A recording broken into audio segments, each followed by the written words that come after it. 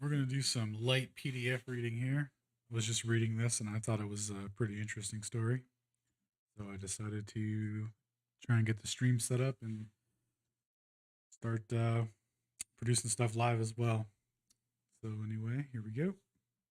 This is by Stephen J. Crothers. I read a couple of his papers on the channel before.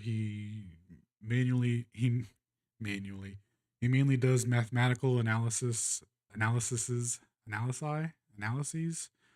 of general relativity and special relativity and things like that. Apparently, he was about to get a PhD and all that, but we'll see where the story goes. So anyway, how I was expelled from University of how I was expelled from the University of New South Wales. An example of the suppression of science by Stephen J. Crothers. In about March 2003, I formally commenced part-time candidature for the PDF for the PhD in the School of Physics at the University of New South Wales, Sydney, Australia, under the supervision of Professor John K. Webb. The support supervisor was Professor Michael Ashley. I was initially engaged in the development of a computer simulation program in extrasolar planets. About a year later, I began work on general relativity as a sideline. After a few months, I came up with the results that proved black holes inconsistent with general relativity. I presented this to Professor Webb. He was initially enthusiastic and arranged for me to deliver a lecture to my undergraduate or to his undergraduate general relativity class. Before my informing him, Webb had never heard of Schwarzschild's original solution. Later, Webb arranged for me to have some contact with his colleague, Professor Paul Davies, at Macquarie University in Sydney. He and Davies, both being British, knew each other from their old days at Cambridge. Davies initially replied in a derogatory tone, claiming that Schwarzschild's original metric, which he had never before seen, was not Ricky flat, and that did not satisfy Einstein's field equations. I proved these claims false at the request of Webb. That drew more attention from Davies. Unfortunately, Davies turned out to be rather inept in some of his correspondences here. So he sent my analysis to Professor Peter Zecharies of the University of Adelaide, son of George Zecharies of the Kirschkow-Zecharies extension. He proved just as inept. He too never before heard of the Schwarzschild's original solution, and claimed that it was equivalent to the Hilbert metric, the one the one that's always erroneously called the Schwarzschild solution by the writers of textbooks and papers. I provided a demonstration. I provided a demonstration that this claim is false. Evidently, Zecharies did not. One second. Either did not understand this or did not want to hear it. He dismissed my analysis unscientifically. Davies, in subservience to Zecharies, then failed to or then failed to respond any further. Webb began to falter on the strength of the incompetent advice. Webb also insisted that I confer with Professor Michael Khrushchev at the University of New South Wales. I reluctantly complied. When I walked into Khrushchev's office, he immediately told me that he was not interested in my work, but if I needed his help, he said, I'm all yours. He evidently thought of himself as a big shot in science. There was some brief exposition by Khrushchev of the Kurskow Kurskow Zecharies extension. Brief exposition by Khrushchev of the Kurskow extension. I remarked that this gives a non static solution to a static problem. Isn't that a contradiction? He looked at me stupefied. I terminated the meeting after about 10 minutes, as it was obviously pointless. Webb attempted to engage Professor Victor Flambaum at University of New South Wales.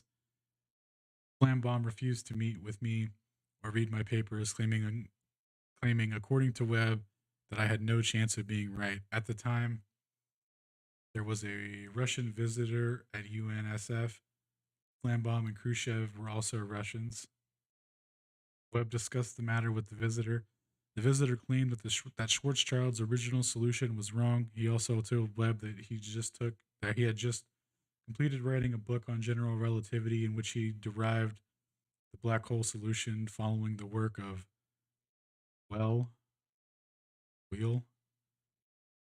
When I pointed out to Webb that this claim was nonsense, and this was clearly argued by Wheel in his book Space Time Matter, there is no interior solution as claimed by the proponents of the black hole. I referred Webb to the relevant pages in Wheel's book. I had a meeting with Webb sometime later in his office for a discussion of the theory. He understood nothing and told me as so, but he lent his support. What is that? But he lent his support to and continue my research.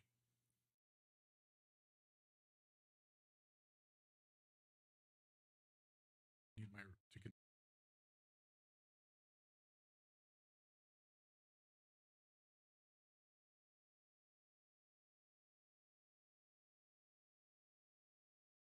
In mid to late 2004, I, with the support of Webb, formally changed my PhD thesis to theoretical research in general relativity. In late 2004, nearly 2005, Webb was in Cambridge on sabbatical. He told me that he would discuss my work with his colleague John Barrow and with a bloke named Jao Mangugio or whatever. I received nothing from Webb in this relation.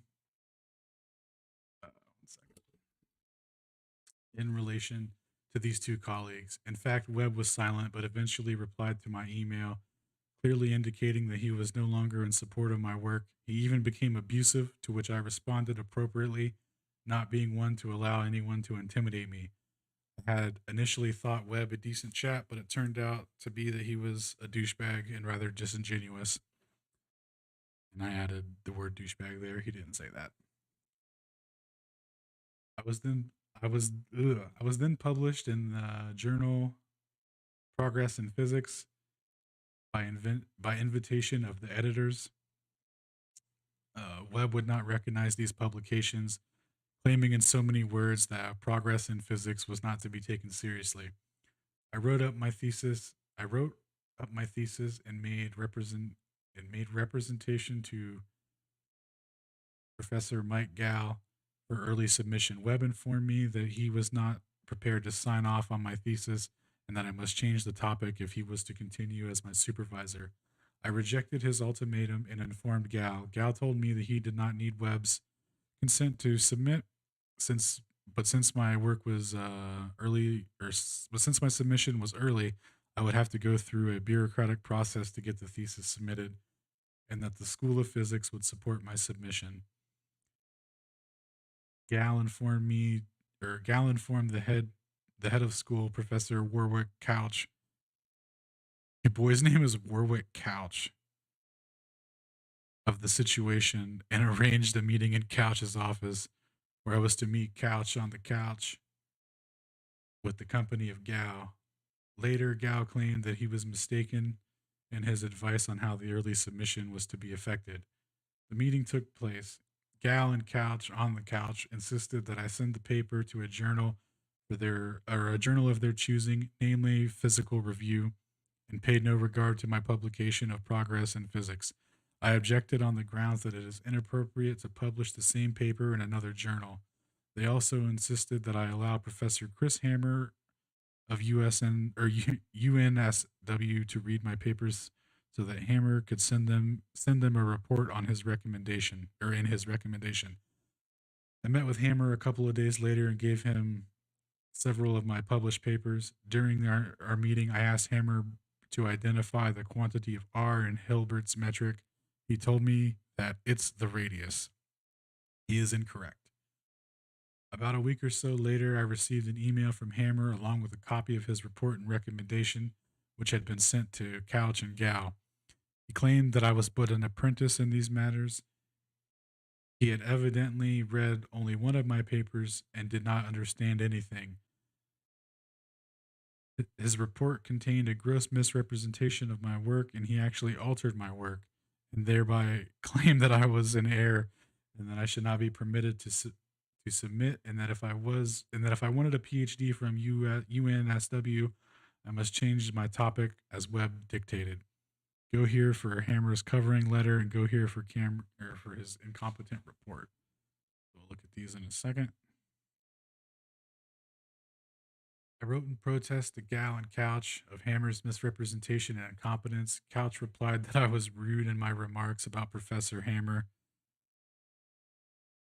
and totally disregarded Hammer's alteration to my work and alteration to my work and misrepresentation thereof.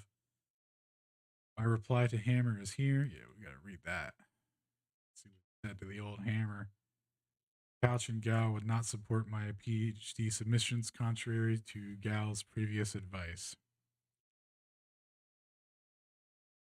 I wrote to the University Academic Committee to protest. Go here for my letter. The academic committee replied in full support of its professor in the School of Physics and completely ignored Hammer's alteration to my work and his misrepresentation of my work. Go here for the committee's letter.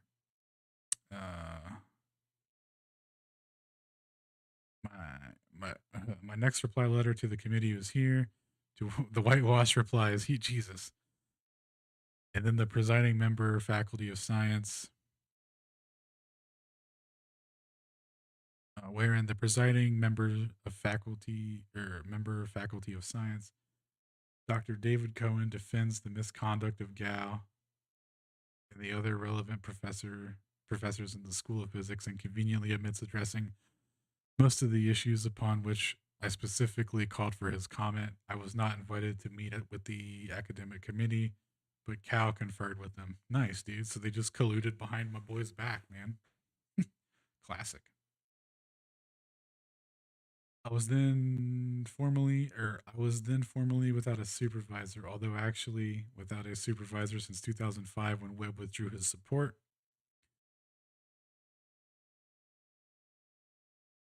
and thereof effectively expelled de facto from the from the PhD candidature, since the university rules do not allow candidature candidate candidature without a supervisor.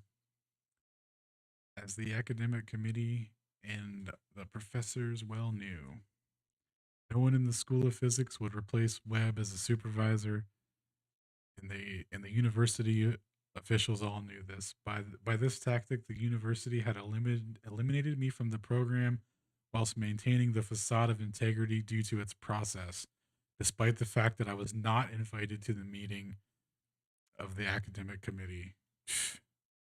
Fucking classic, man. I received a letter dated 16 December 2005 from UNSW threatening me with legal action if I did not pay fees for 2005. Go here for the letter I wrote back denying liability for the fees since I had effectively been expelled and was without a supervisor for a year. Go here for my reply. The deputy vice chancellor wrote back waiving the fees, but made no comment about the misconduct of Hammer and the other professors. Go here for his letter. Damn, this is crazy.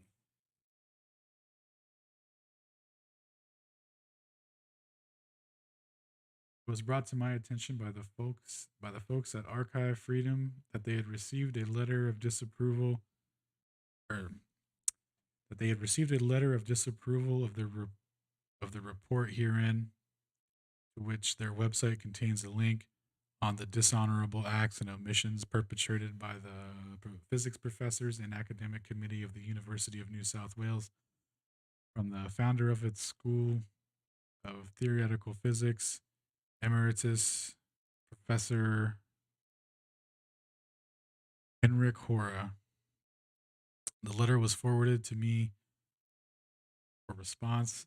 Mr. Hora claims that the university and the professors did no wrong and told me that my report was insulting to to the University of New South Wales, its professors, and himself. He did not disapprove of the serious misconduct of his professors one bit, and you could read his ardent nonsense letter here. Uh, Professors at New South Wales seem to think they can commit fraud with impunity. Doubt the courts would agree with them. During the course of these events, I attempted to engage a discussion with some so-called experts in general relativity. Amongst them were included all the members of the International Committee for General Relativity and Gravitation. Of the latter, I managed to engage MHA Callum in some discussion. McCallum was there. Was McCallum was far was from the outset rude and condescending and quite inept. He did not know how to deal with any of or he did not know how to deal with a constant of interrogation, and his correspondence with me or as his correspondence with me attest. So here for the first letter with some later ones appended. I replied here. He next provided some incorrect argument as to why I was wrong and the usual suspects right. I go here for his laughable document, and I replied here with Callum. The gloves came off. Dude, I can't wait to read this shit. Dude's just popping off. Doesn't give a fuck.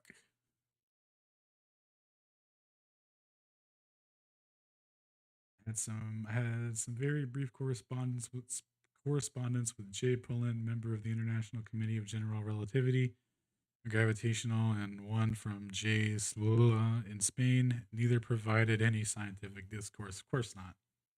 Why would they? I wrote to the famous Roy Kerr of the Kerr solution. Oh, very nice. And pointed out the errors and the standard misinterpretation of his metric and provided him with copies of my relevant paper. As I did not hear from him, I sent a second mail complaining to him that it was discourteous of him not to reply. He finally replied on March 16, and it was pathetic. First, he told me that my complaint of him being discourteous was insulting crap. Then he told me that my work was rubbish and referred to me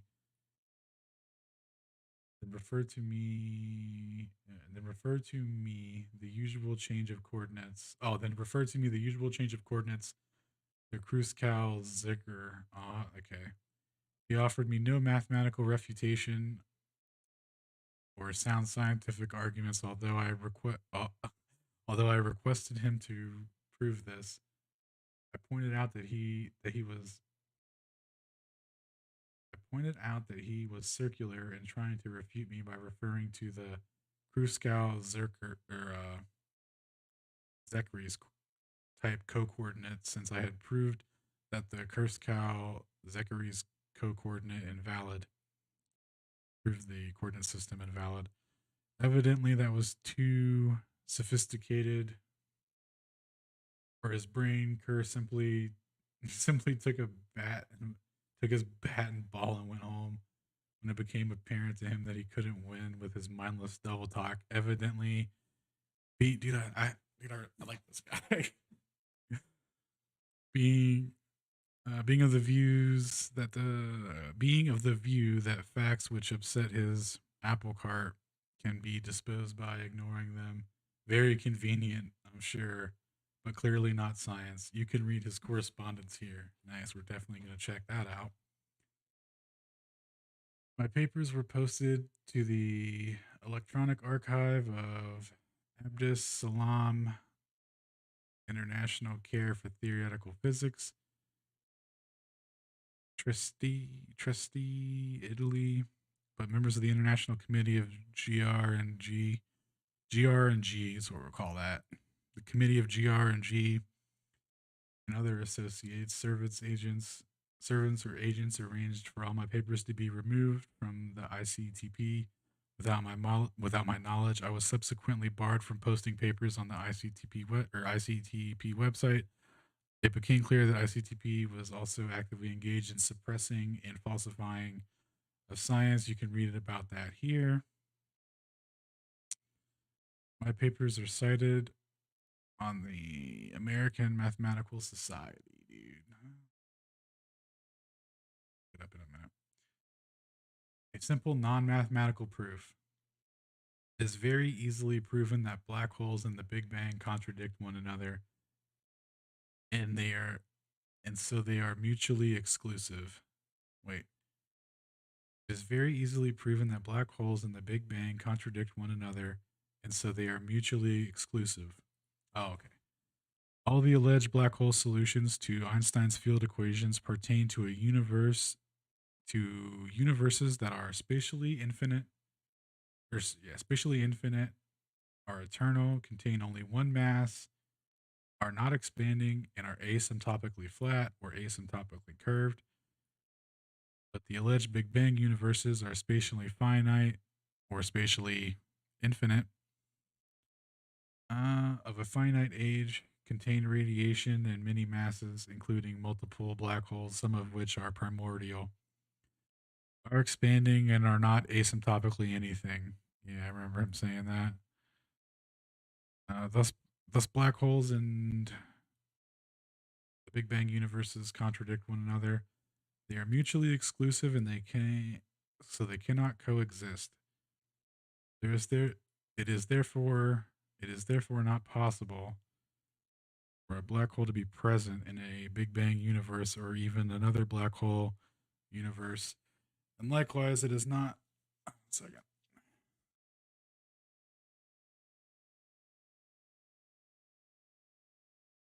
Uh, and likewise, it is not possible for a Big Bang universe to be present in a black hole universe or any other Big Bang universe. Nonetheless, astrophysical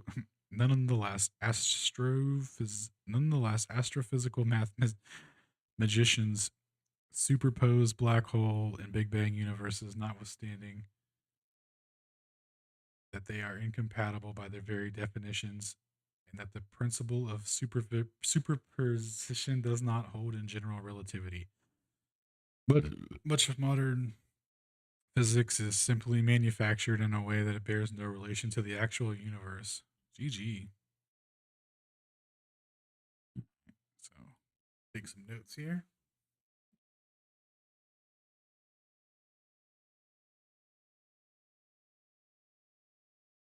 Research. I'll just make this its own thing. Stephen J. Crothers. Research. Some quotes from your boy.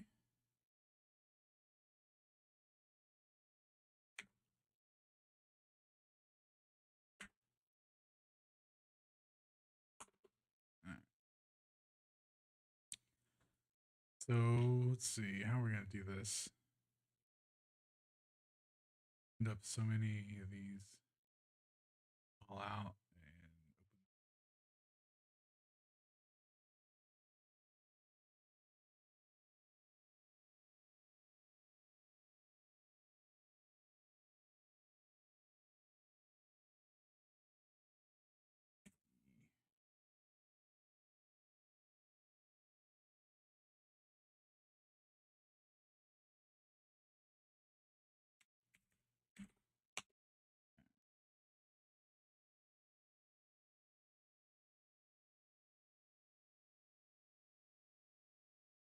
let's go back and see what we were gonna read.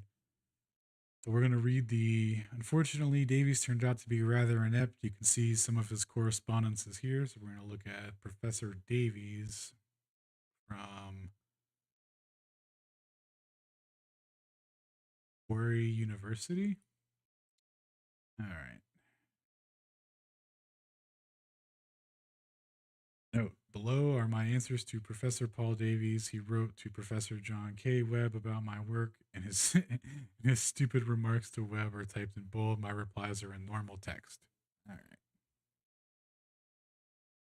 See what we got. My initial reaction is one of skepticism and puzzlement. The textbook version of the Schwarzschild metric has been proved to be the unique spherical symmetrical vacuum solution to Einstein's equations. It is not possible to have several contenders. Any metrics which purport to be spherically symmetric vacuum solutions must therefore either be equivalent to the textbook Schwarzschild solutions and derivable from it by a simple coordinate transformation, or they are not solutions at all. And then here's your boy recall Schwarzschild's actual solutions. And he hits them with a little DS, what's that called? Subscript, power script, or something like that. Hits them with a couple equations, gets that infinite, and the textbook version is incorrect. That is my point. Obviously, there cannot be more than one contender. All solutions must indeed be able to be obtained from the Schwarzschild solutions by transformation of coordinates. Hilbert's solution cannot be so obtained from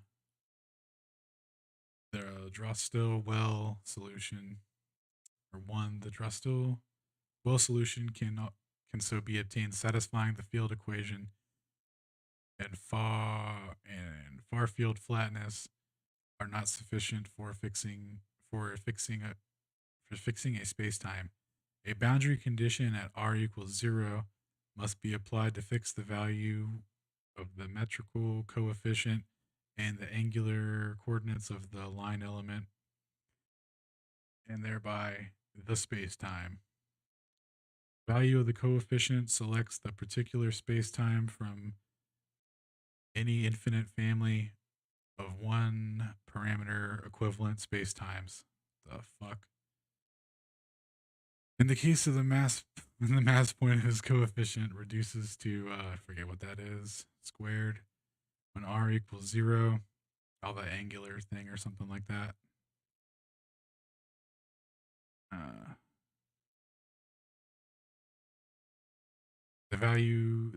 This value is a scalar invariant. Schwarzschild's r squared reduces to a squared. So any such coefficient function which does not reduce to a squared at r0, at a0 cannot render a solution to the mass point problem. This condition is not known to the conventional analysis. Hilbert's solution violates this invariant condition. One cannot arbitrarily make his coefficient 0 when r equals 0. Schwarzschild applied this boundary condition and so obtained the only valid solution.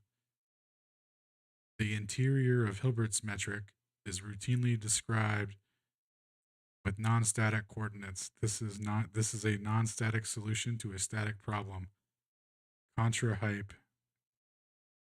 Birkhoff's theorem actually says nothing about the range to the radial coordinate. Figure 1 can easily be shown to satisfy that theorem.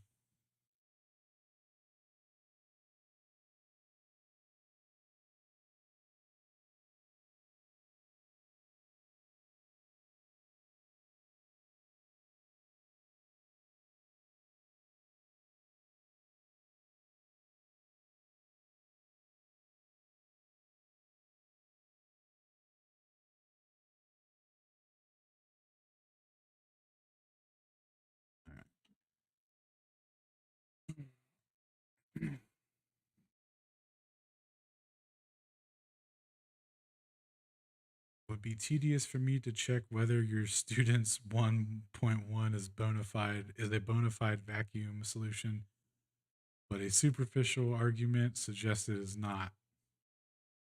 In the small r limit, the solution reads ds squared equals r cubed alpha fucking lots of numbers. This r squared behavior contrasts with the 1 over r behavior of the textbooks of the Schwarzschild solution, and shortly, no coordinate transformation can convert one to the other. And then Crothers' response was, the coordinate radii are not important. What is important is the proper distance from an event to the singularity. What is important is that the proper distance from an event to the singularity goes to 0 as the coordinate radius goes to the singularity. Coordinate radii are not well-defined coordinates. Rosty's metric tensor is a transformation from Schwarzschild, so of course the radial coordinates will behave differently. I will now show that Schwarzschild's solution satisfies the field equations. Take Schwarzschild's metric as, and then he has the equations here, breaks all that down, gets some more equations and letters and numbers. Metric tensor so denoted must satisfy the vacuum field equations. Therefore, when substituted into an expression for the stress energy tensor, the metric stress energy tensor, the metric tensor of Schwarzschild must yield zeros. Expression for the stress energy tensor he derived long ago by Herbert Dingle. Good boy. I've attached them below as well with an appendix. For a very general line element where the coefficients are functions of all coordinates, in this case of Schwarzschild's metric, figure 2, the above reduces 2, and then he has the equations out for that. Jesus, man. How does anyone look at this shit and like know what any of this means? You make the calculations yourself, see appendix.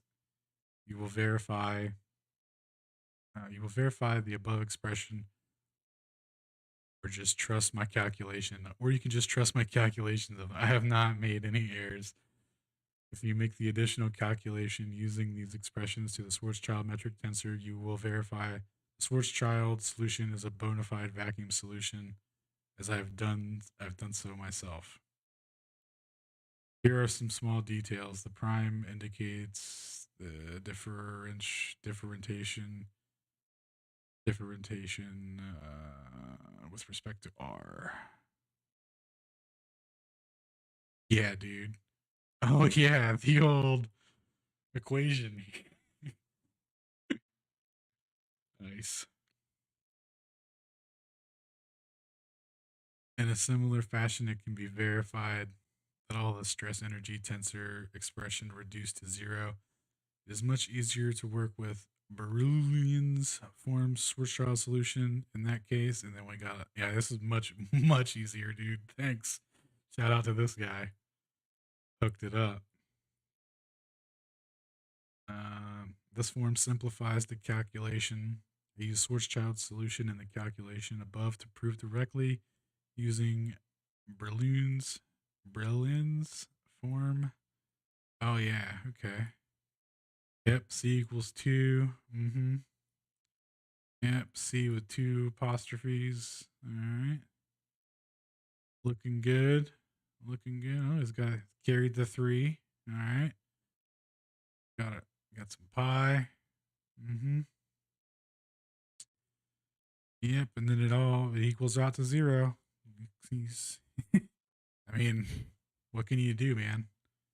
The man says R equals 0 and he just did it, so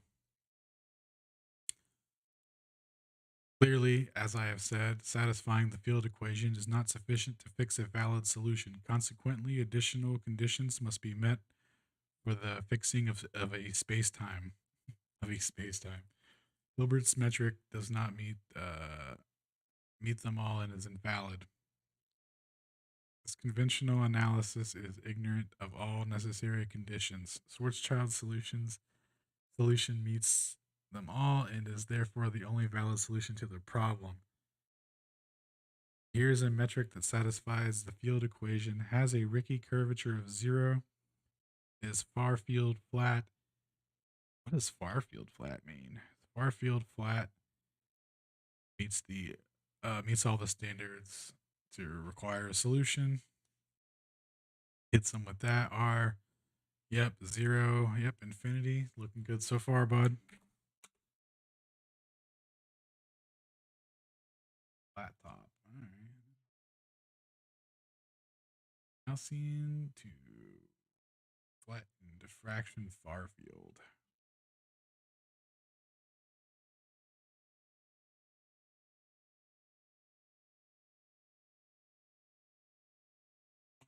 Far field mean?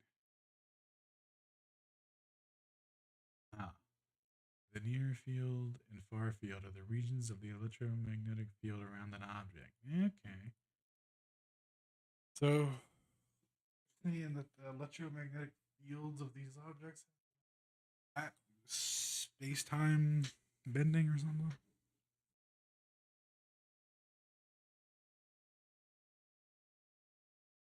Gotta make sure that space time's flat as fuck. Dude, if the Earth isn't flat as fuck, the fucking space time damn sure has to be, dude. They had to get it in somewhere.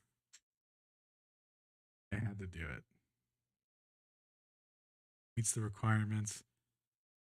This metric is singular at r equals a, and at the r equals 2a, but nowhere else. Two horizons.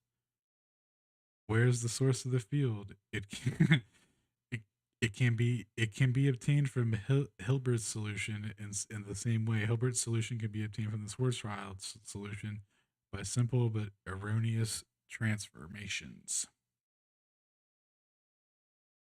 So I conclude that either one, the student has misrepresented the Schwarzschild paper, or two, Schwarzschild has made a mistake. I think that one is more likely, particularly as the student appears to have a hidden agenda, i.e., prove that black holes do not exist. And I am bound to ask what additional mistakes invalidate the Resnier, Nordstrom, and Kerr solutions, and why can't one recover Schwarzschild as limits from these? I have correctly interpreted Schwarzschild's paper. Schwarzschild made no mistakes. His paper is a beautiful piece of mathematical physics. The Resnier, Nordstrom, and Kerr solutions reduced to Hilbert's metric for certain values of the parameters. Since Hilbert's metric is incorrect, those are incorrect also. As I provided a detailed demonstration, or I can provide a detailed demonstration if necessary. I have no hidden agenda. Science goes where it goes. One must draw conclusions from the analysis. The analysis logically discredits black holes. I mean, what do you say to that? You just get mad and like start cussing him out. I think that's what everyone did. It's what everyone apparently did. Just got super mad and told your boy he was wicked retarded. All right. So continue on here. I shall now make it very plain the error that Hilbert, or the error made by Hilbert. Consider again the general metric for a point mass. Yep, the old general metric here. We got your ABC. Yep, looks like a general metric to me. Then, yep, there's our infinity sign from earlier. So looks like we're on the right track.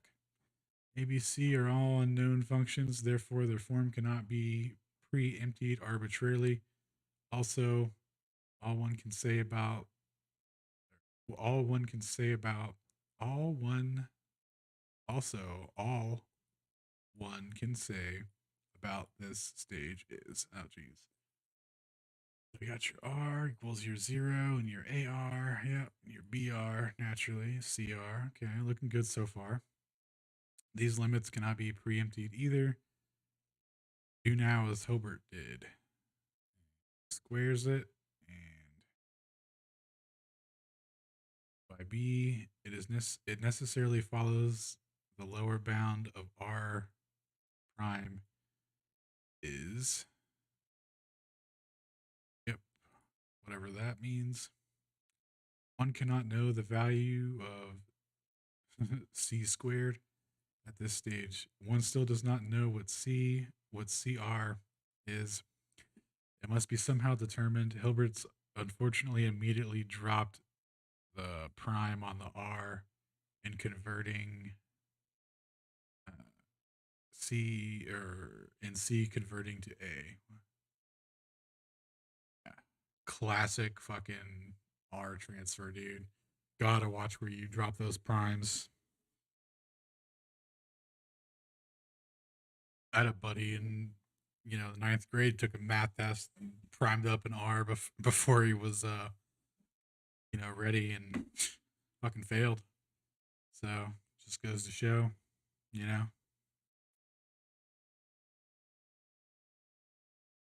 From which he obtained his well-known solution. By dropping the prime in the C, he effectively set CR equals R squared, which is arbitrary, and took the 0 greater than R greater than infinity directly from A into E, and finally into his solution in violation of D. Yeah, dude. He violated that D. Sure did. Uh, One can see from C that the R in E is not the same as the R in A. All right, so let's check it out. One can see from C that the R E is not this. What? Okay, so we'll head over to C, right? And we got our R over here. This R. Then we go to the R and E. Yeah, it's definitely a different R. Yep, and then we go to the AR. Yeah, I mean, dude's got a lot of R's going on. A lot of different things going on with those R's.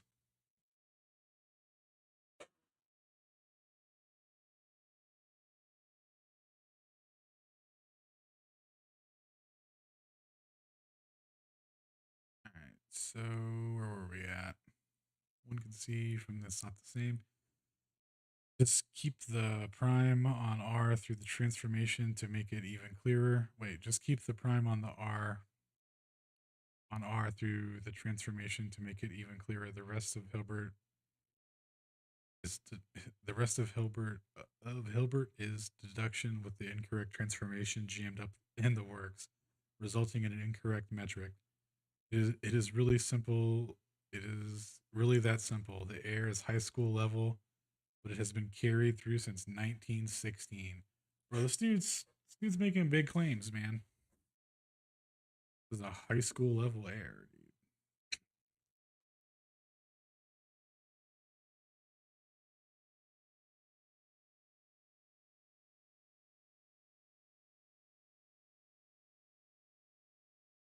And so he says you should simply ask the student to calculate the curvature scalar R using 1 to prove it is 0. I bet it isn't. Luckily, you didn't put your money on this one. The Ricky curvature is 0. Simplify the calculations. I use Bernoulli's form of the Schwarzschild solution. The component of the metric tensors are. Dude, I mean, this dude's slaying pipe.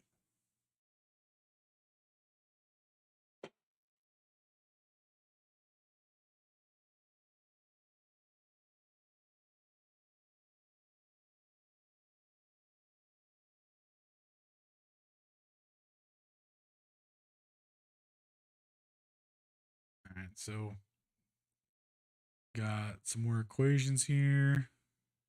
Um, to simplify the calculations, I use Bernoulli's. This dude's name is Balloon now. I use Balloon's form of Schwarzschild's solution. The components for the metric tensor are, and then he's got his components here. Oh, I see. He knows about the 33. Nice, dude. He's got the 11, the 22, and the 33, dude. Not bad. Well played. And square G equals R plus A squared sin. The non-zero Christoph symbols of the second kind are like this. Yeah, dude. When you start using your Christoph symbols, I mean, that's where things really get heated. Christoph in mathematics and physics, Christoph symbols are an array of numbers describing a metric connection. What is it? Christoph symbols are denoted as these each inch. Jesus.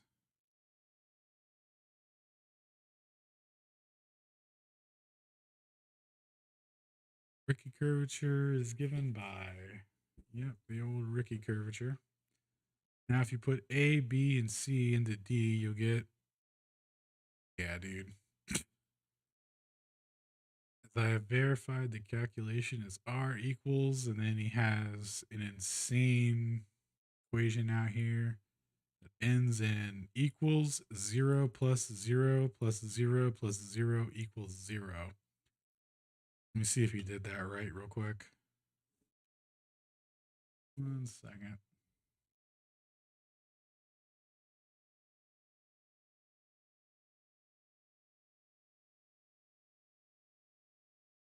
We're going to fact check him.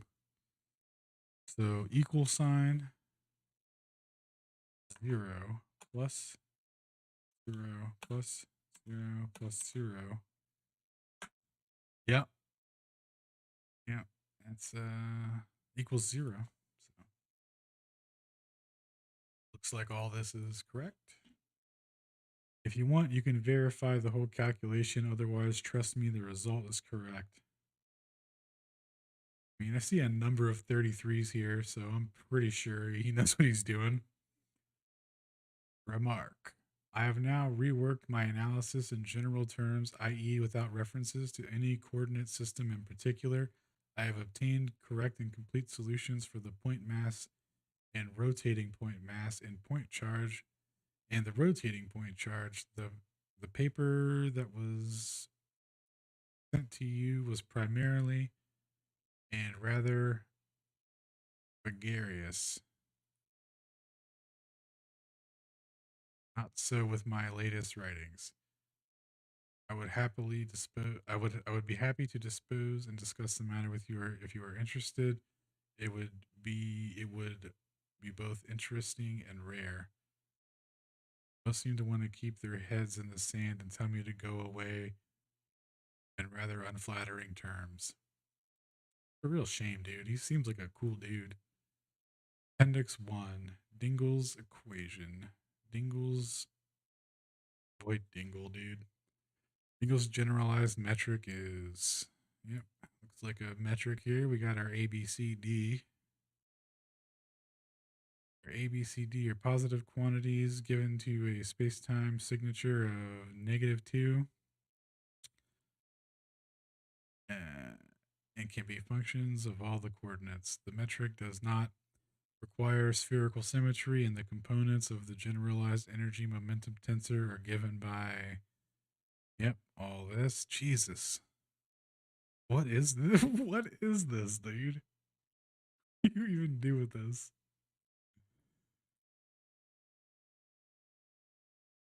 Oh, it continues. Oh, okay. All right. Yep. So that's cool, man. My dude ended on 3 pages of math. So that was his communication with Davis. Look for the other ones here. All right, so about a week or so later, I received an email from Hammer. Um, I would not be permitted to have a PhD if I wanted to continue unless I changed my topic. So this is what go here for Hammer's covering letter, and here for Hammer's inept report. All right. So cover letter, dear Steve. I've tried to do a referee's report on your first paper as if I were in a journal referee. See attached PS file. I'm sorry to be so critical, but I think it's best to be frank. As I say in my conclusion, I really think you should restart your project with John Webb. You have got to consider yourself as an apprentice at this game, just like any other grad student. You have to walk before you can run. All the best from Chris Hammer. Yeah, dude. Gotta walk before you can run. Oh. All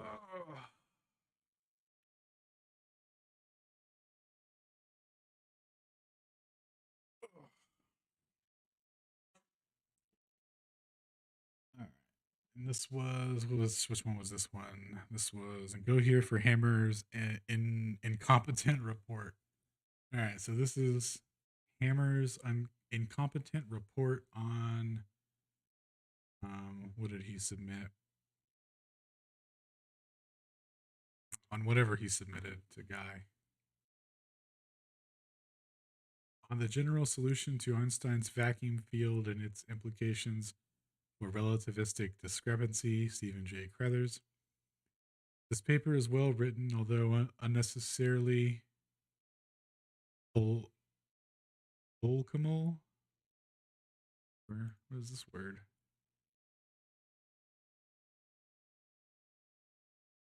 Fitting to involve controversial. Okay. Polmakel.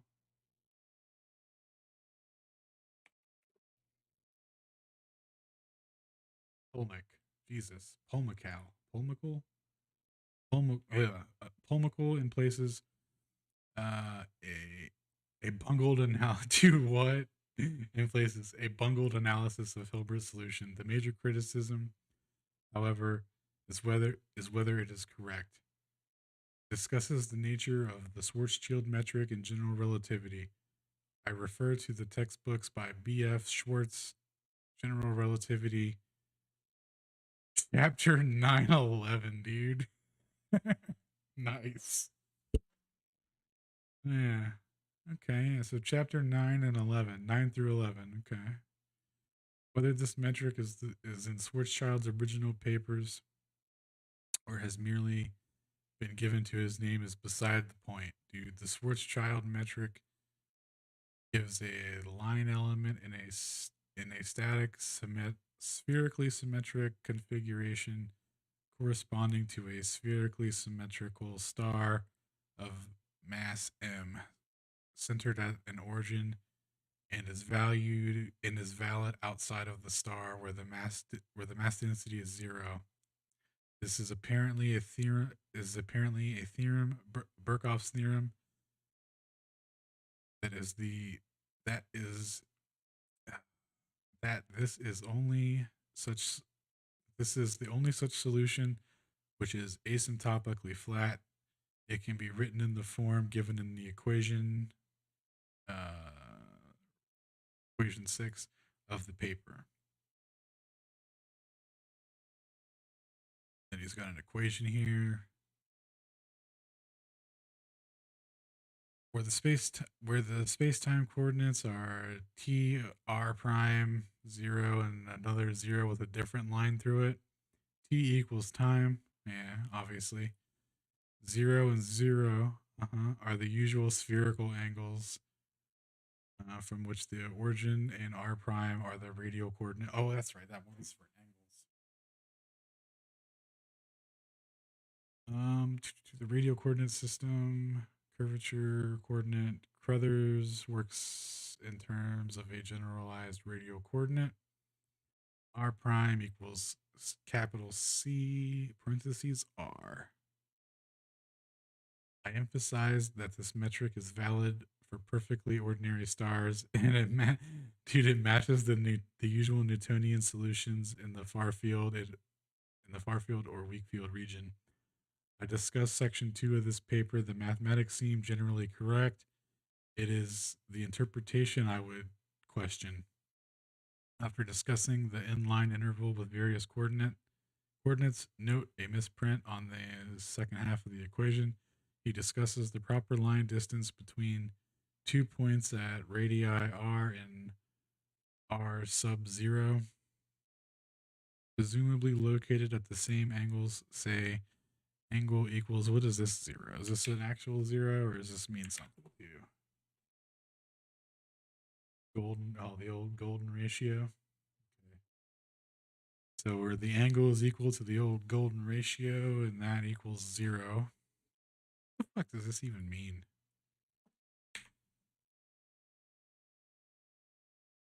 Spherical coordinates. Naturally. Google knows. Spherical coordinates. What was that again? That was, oh, the golden ratio. Angle, your ratio? I don't know.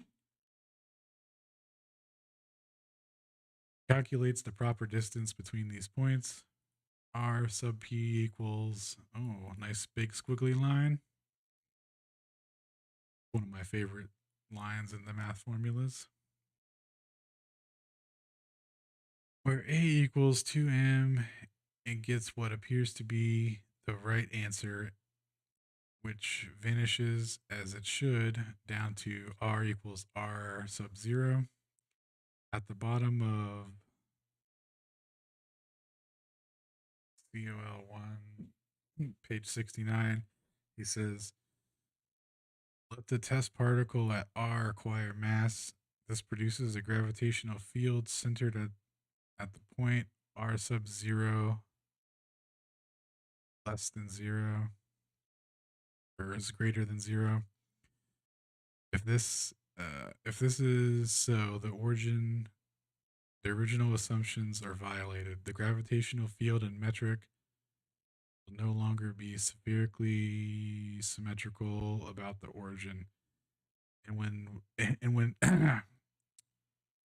can and we can proceed no further. He proceeds as if the test mass were 0. Correspondingly, he finds later that r sub 0 is arbitrary, that has no effect. Bottom COL2, page 69, which of course must be true. In other words, he appears to be confusing the effects of the point of mass at R0 and the original star mass at M. I'm afraid the analysis from here he makes very little sense to me. His conditions are R parentheses or C parentheses R equals R prime squared. Or no, wait, that's C prime. What is this? What does this mean? That's prime. Fuck. Got it confused. I don't know. I don't care. They're both prime now. All right. Is monotonically increasing. Oh, the old limb R. Arrow pointing to infinity. Nice. Okay, although the coordinate R has not really been defined yet. The R makes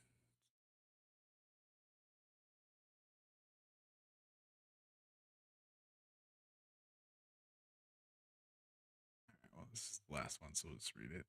Paragraph middle, the invalid convention assumption that R is greater than R, or that 0 is greater than R, which is greater than A. Presumably for R, we should read R prime. I don't know what to call that. What does that mean?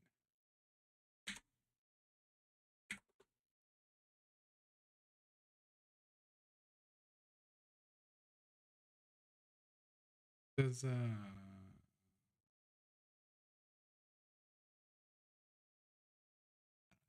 it's fine. There is no such assumption, but in these coordinates, one has to treat the region as zeros separately. The Kruskal Zekries coordinate 1 Cross smoothly from the end. This is so fucking hard to read with all the math references. If you dispute this, you are negating the whole original geometrical framework. You are not discussing the standard theory of general relativity. We can proceed no further. I will not. I have not followed the argument any further. General conclusions. I do not believe the theoretical analysis of this paper is correct.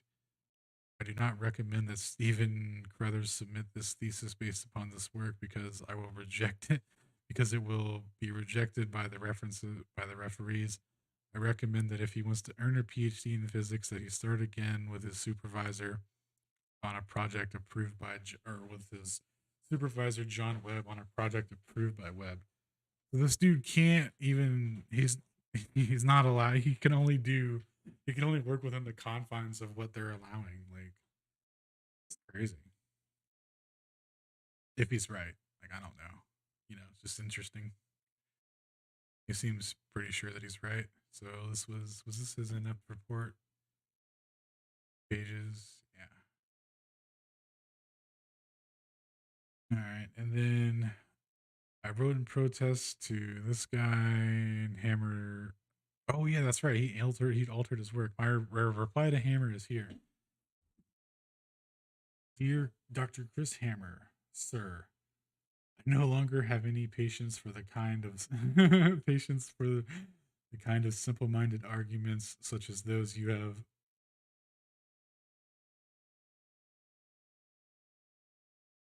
adduced your endeavor to show me how I am but a mere apprentice in your physics. You have understood nothing of my work and have merely regurgitated the usual caltrap. Damn. You were. Dude, hold on a second. You understand nothing of my work and have merely regurgitated the usual caltrap. You will recall that when I asked you two questions at our briefing, I shall remind you. You will recall that I asked you two questions at our briefing.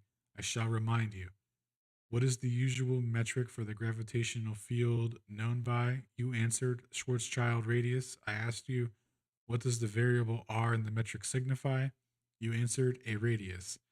I pointed out to you then that both are incorrect and that this is a deep seated assumption coupled with the misapprehension that the solution is due to Schwarzschild that prevents the orthodox theorist from understanding the problem, let alone from solving it. Nonetheless, you have disregarded, as usual, these very basic facts and have gone off into a typical diatribe. I will now address your objections and show that they are all spurious.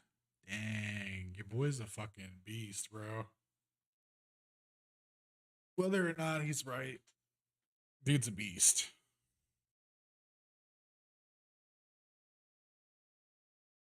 First, I am aware already of the unfortunate misprint in equation one, but it is of no real consequence. The nature of the issue has polemical is the nature of the issue is polemical, and I see no reason why I should not express myself in the way I have chosen. It is in fact it is a fact indeed that the black hole arises from a bungled and botched analysis of Hilbert's metric. It is a fair and accurate statement. You claim that the you claimed You claim that the fact that Hilbert's metric is incorrectly called the Schwarzschild metric is beside the point. I do not agree. In my view, the claims about Schwarzschild amount to a gross scientific fraud comparable to the Pilden man. I'll have to look that up. See what that is later.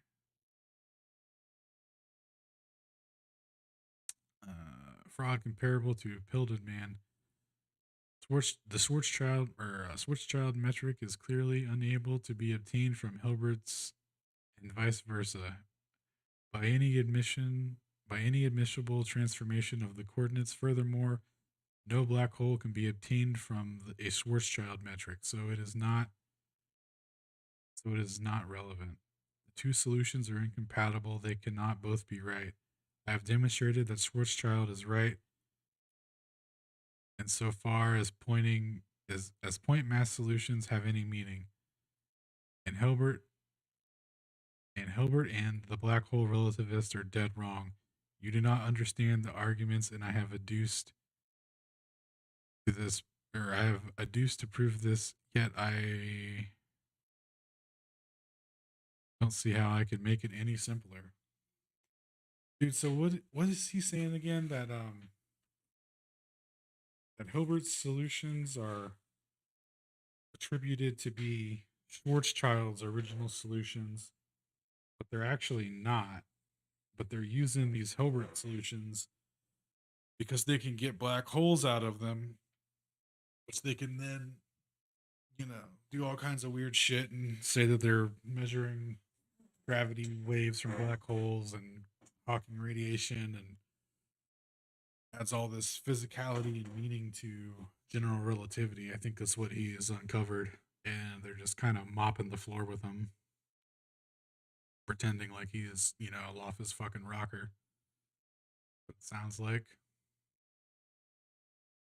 Um, I have demonstrated that that Schwarzschild is right as far as pointing out to this. I'm not making any simpler. Your appeal to Birkhoff's theorem is misguided. The fact that Schwarzschild's original solution satisfies the condition of asymptotic flatness invalidates your claim that Hilbert's solution is the only one that is asymptotically flat. Your claim is flippant. Indeed, the infinite number of particular solutions I have obtained satisfy the condition as in plain by simple inspection. Moreover, Birkhoff's alleged theorem says nothing about the valid range of the variable r. One cannot appeal to Birkhoff's theorem to discredit my arguments in any way, shape, or form. In fact, if this theorem means anything at all, it means that the only form of a metric tensor. All right. In fact, if this theorem means anything at all, it means only that the form of the metric tensor is the only one allowable.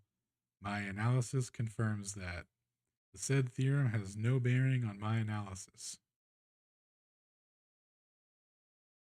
You said that by my supposing that the test particle at r sub 0 acquires mass, I destroy the symmetrical symmetry around r equals 0. Indeed, I do, but you have completely missed the point. R equals 0 is not the origin because r sub 0 is the origin, a completely arbitrary origin, precisely where the point mass, the source of the gravitational field, is located. And the value of r equals 0 has no intrinsic meaning as of the origins or coordinates. You have completely failed to understand that.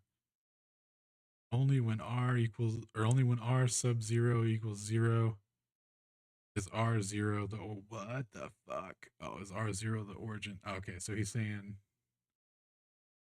that only when you say it like that does that. Okay, okay. There is no there is no a priori reason for this to be so. There is no particular right to originship. Tell me, please, why did you place the point mass at r equals 0? I did not make any reference to r equals 0 in setting up the problem. I distinctly said in my paper that the test particles would be located at r and sub r. Where does r equals 0 come from? I'll tell you. You put it there yourself because you have unconsciously assumed that r equals 0 has some intrinsic meaning as origin. It is clear in my argument that I did not put. Dude, that's true. He did. I just read that shit, bro. He did say that. He just body bagged him straight up.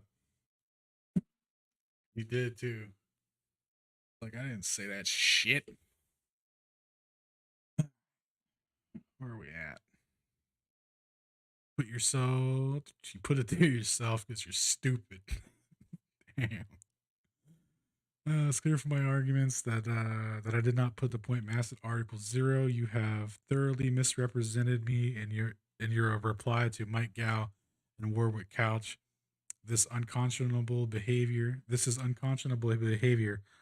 So why did you do that? Also, where do I make original assumptions that you say I violate by placing a point mass at R0?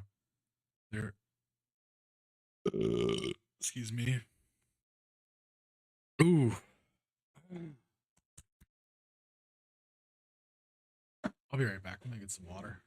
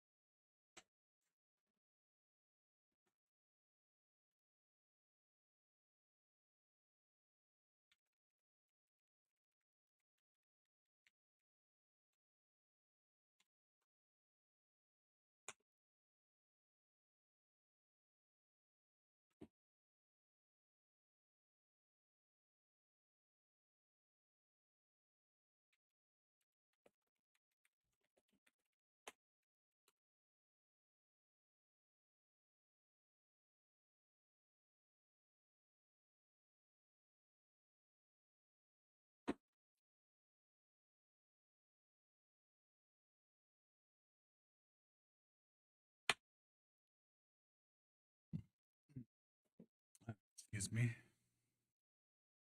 Oh shit, I was gonna get some Tums. All right, so where were we? I said I violated that shit by placing that, and I didn't do it. Did you just make them up yourself? is you just make them up again for yourself and for the benefit of this dude. This dude's a beast. All right. Also, where do I make the original assumption that you say I violate by placing? Where do I make original assumptions that you say I violate by placing the point mass at r sub zero? There are none in my papers. Did you just make them up again for yourself and for the benefit of discrediting me in the eyes of Mike Gall and Warwick Couch? Dude. Oh man. I say it is you who was confused, not I. You add a third object which you call the star's mass, M, and you put it at R equals 0. Ooh, sorry. Really bad indigestion.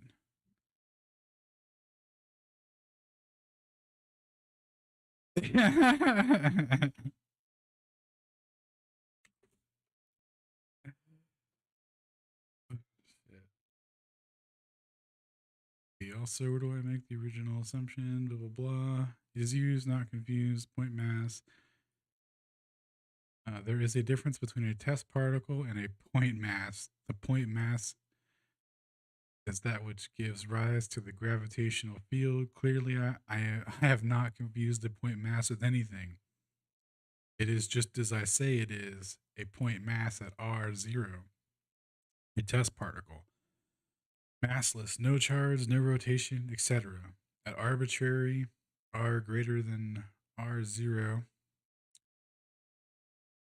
in my third paper, which you obviously did not read, I removed this latter restriction so that R can be approached from above and below because I have proved that R is nothing but a real valued parameter for the true radial quantities of a gravitational field, namely the radius of the curvature of the proper radius, which are not the same as the gravitational field but are identical to Minkowski space. It's because the latter is Euclidean. One may adopt the quality identically of the radius of curvature and the proper radius as a definition of a Euclidean space. They are not the same in gravitational field because the latter R is a pseudo Riemann manifold, i.e., non-Euclidean. It is clear in my analysis that the source of the gravitational field is at R sub 0, not at R0. You put your star's mass at M. You put your star's mass M at R0 at R equals 0. I didn't. It did not appear in any of my arguments anywhere. Gross misrepresentation.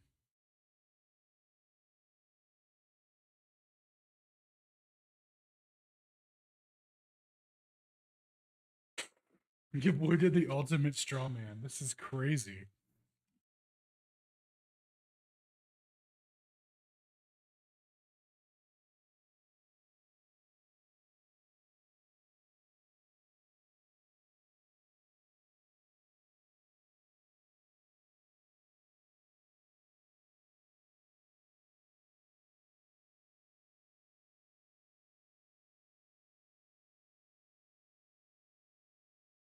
Throw if I can throw a ball over a mountain, why can't I throw it over a fence?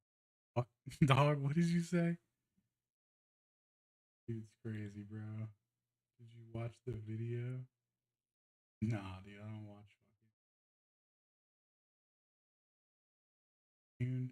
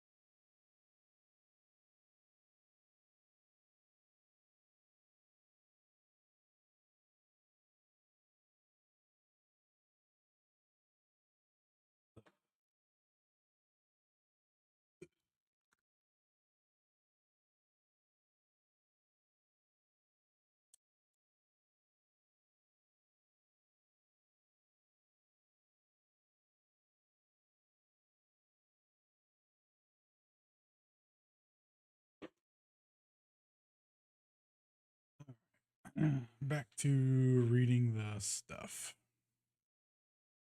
My analysis makes very little sense to you because you did not read what I write, what you want to read into what I write, because you cannot get away from the invalid assumption that r is a radius in the gravitational field and that r is equals 0 is always an origin.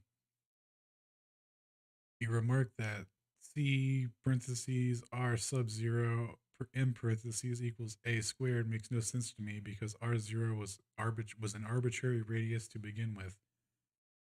Clearly betrays your misconception. First, r sub 0 is a point being the location of a. Dude, what the fuck? Hold on a second. Distracted. I say. If I can throw a ball over a mountain, why can't I apologies? I didn't correctly answer the question. Is it your understanding?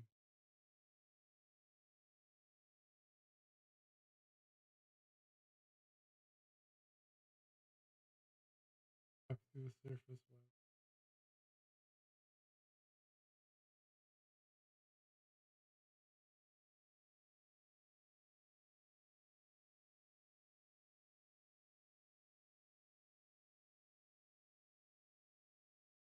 Hold on a sec. If the Earth keep me from throwing a ball over a fence, why would it keep me from throwing it over a mountain? What? Oh, okay. Why would it keep me from throwing it over? Okay. Is that really analogous to what's going on though?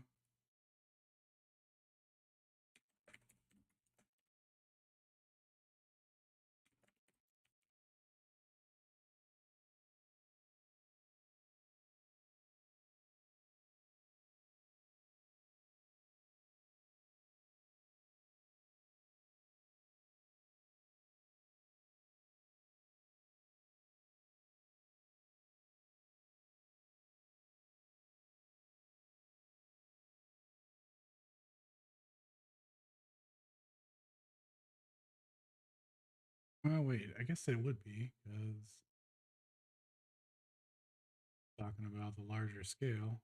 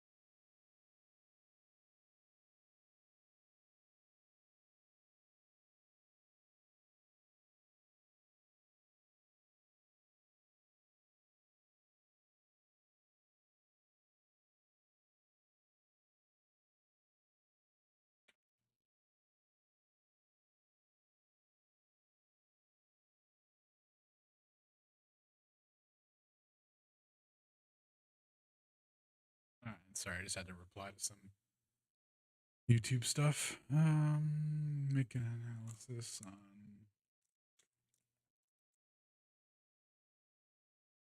All right.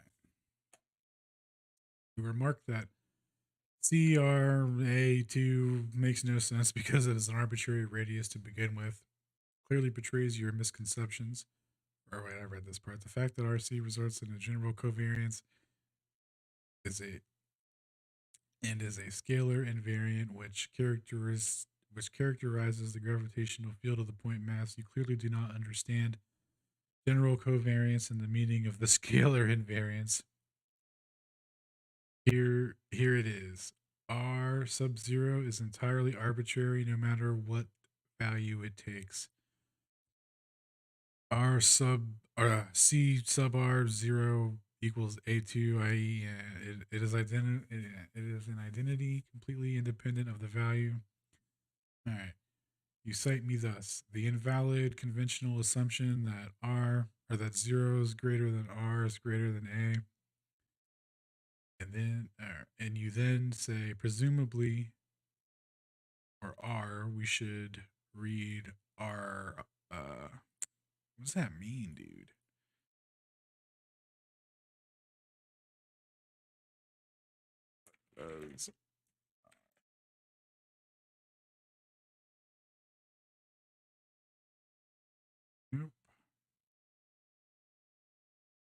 That is rubbish. Dude, it's straight rubbish.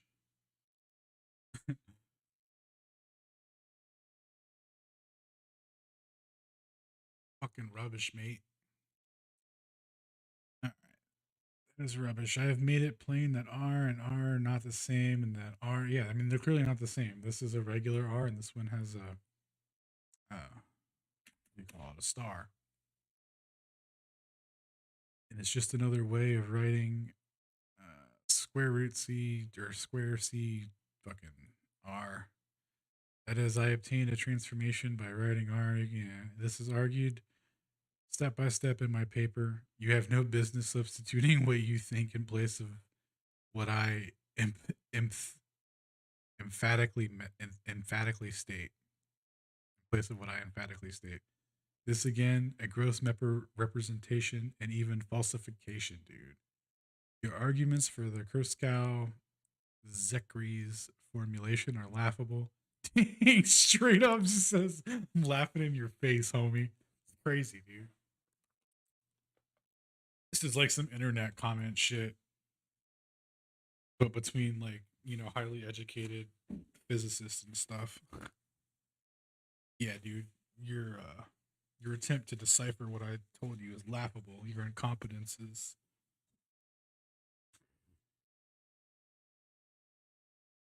Let's see. Where do you get the region 0 is greater than R, greater than A? It does not follow with any mathematical rigor. It is precisely as I say it is an invalid assumption. I have proved that R equals A equals 2M in is a point being the location of a point mass, the source of a gravitational field, in parameter space. And it is the point.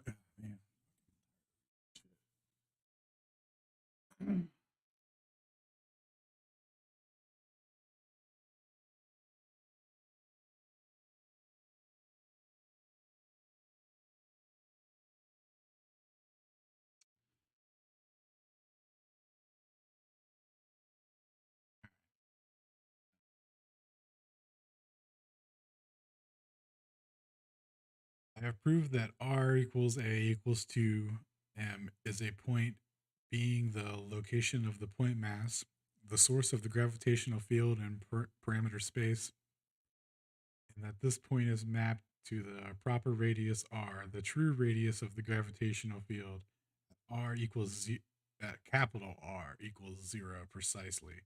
I have also proved that in general, R capital R parentheses lowercase r sub 0 equals, ooh, a triple equals 0. What's a triple equal sign? Real quick.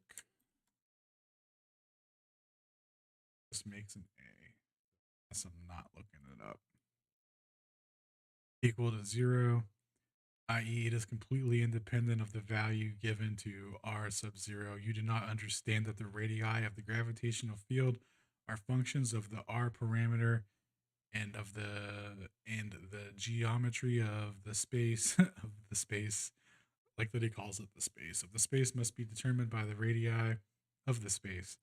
In other words, the geometrical relationship between the components of the metric tensor must must determine the radii, and the fact that you call r equals a, or that you call r equals a problem. The fact that you call r equals a two sphere is testimony to your utter failure to comprehend the elementary geometry of the problem, to your relentless confusion about what R is. This is precisely the issue I made a point of in your office, because this is the very issue which strikes the relativist deaf and dumb. Consequently, you cannot follow any of my arguments, as you freely admit you are completely lost.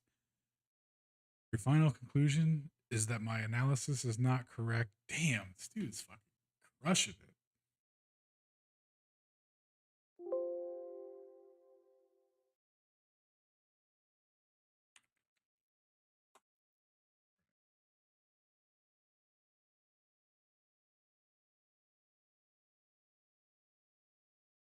Um, Really admit, dude. Your final conclusion is that my analysis is not correct, or that my analysis is not correct is false and deplorable. Or your final conclusion that my analysis is not correct is false and deplorable.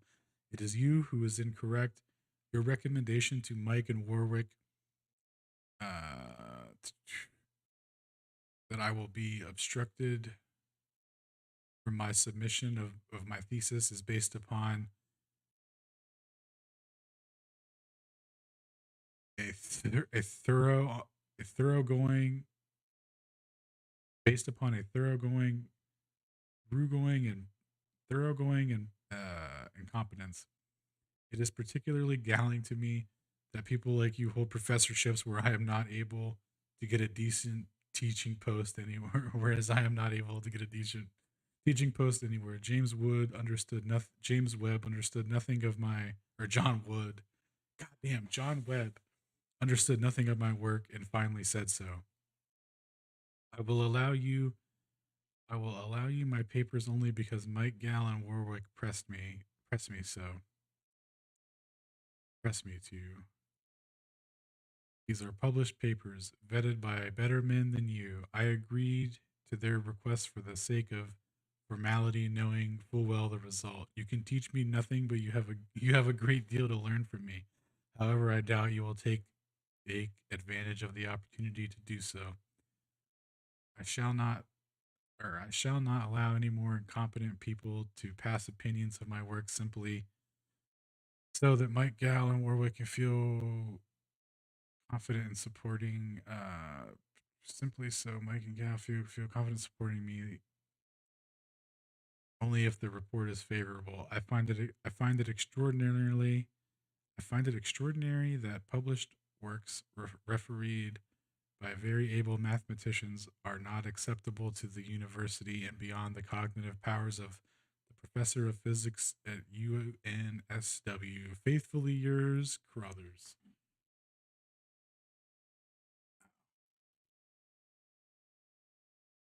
What's this? The Pillman was a paleontologist fraud with bone fragments that were presented as the fossilized. Oh yeah, yeah. Okay, I kind of remember that now. Yeah, your boy just straight lied. What year was this? 1992. Charles Darwin claimed that he had discovered the missing link between ape and man in February 1912. Oh, Charles Dawson. I thought that said Darwin. Dawson contracted Arthur Smith Woodward, your boy. He proved geology at the Nastro stating that he found. Cool.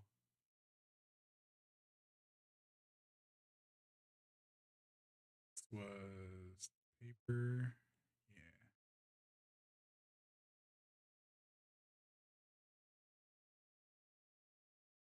Yeah.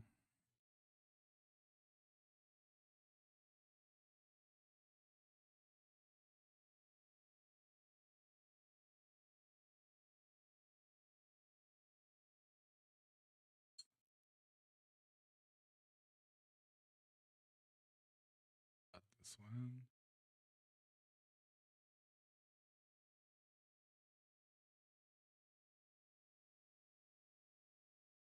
Find my reply to Hammer. Yep. To the university. Here's his letter to the uni.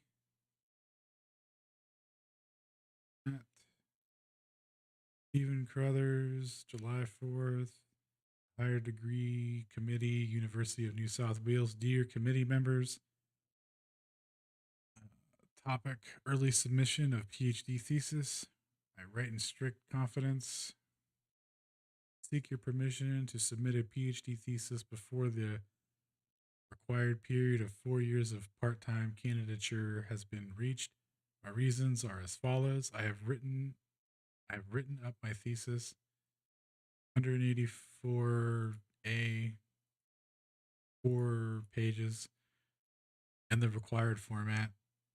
My thesis pertains to a theoretical analysis of certain aspects of Einstein's general relativity theory. The topic was not my original project. The supervisor for my original project was Professor John Webb. Upon my change of topic, he remained my supervisor, but nominally. However, he has recently disqualified himself, claiming that my work is outside the area of his expertise, notwithstanding Professor Webb's request to do so, was quite some time ago, with the relevant members of the School of Physics theoretically disgracefully refused outright to read my papers or even meet with me to discuss my work, evidently owning owing my owing to my debunking of the widespread accepted notions, to wit that black holes, the Big Bang cosmology, and gravitational waves are all inconsistent with Einstein's theory. Consequently, I have no supervisor at the university, I have no supervisor, and the university is unable to provide me one. Even so, my work is complete and therefore requires no supervision. It is indeed, it has indeed been conducted without any assistance whatsoever. I published 7 substantial papers in peer reviewed specialist journals. Crothers, S.J. on the general solutions to Einstein's vacuum field and its implications for relativistic degeneracy, progress in physics. Let's take a look. Why can't I just copy this part?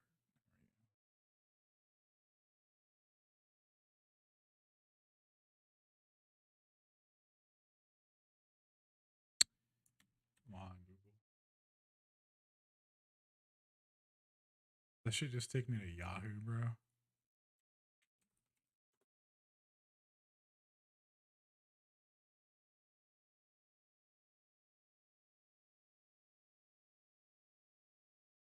Page is available on the web.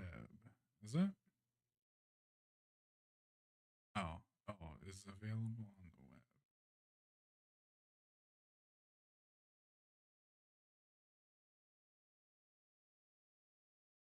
What is this and why am I followed to this? Destiny we share. Not sure why you're sub to it, but I've been making flat Earth videos and stuff, and I'm just kind of reviewing some papers, doing some research. Not sure why you followed me. I haven't been super active on Twitch in a hot minute, so you know. But nice to meet you, man. Is this all you do on Twitch, or do you do other stuff? Well, I used to play like game. Well, I mean, I still play games a little bit, but I haven't really streamed in like a really long time. But I used to stream old school RuneScape and some other stuff, miscellaneous things. Like old PlayStation games, stuff like that, Final Fantasy and whatnot.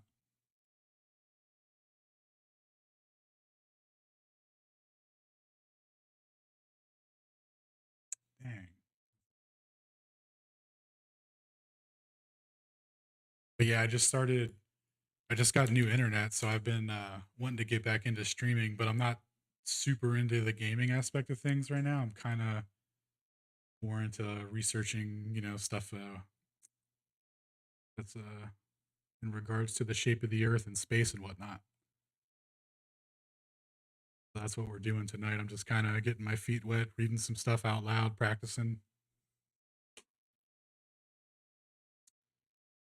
So anyway, we can't see any of these papers, unfortunately, but he did publish these allegedly. Actually, I have some of these papers downloaded, so I know he at least wrote them. Professor C. Hammer was recently requested by the head of school, Professor W. Couch, and the postgrad coordinator, Professor M. Gao, to meet with me and assess my published papers at a briefing.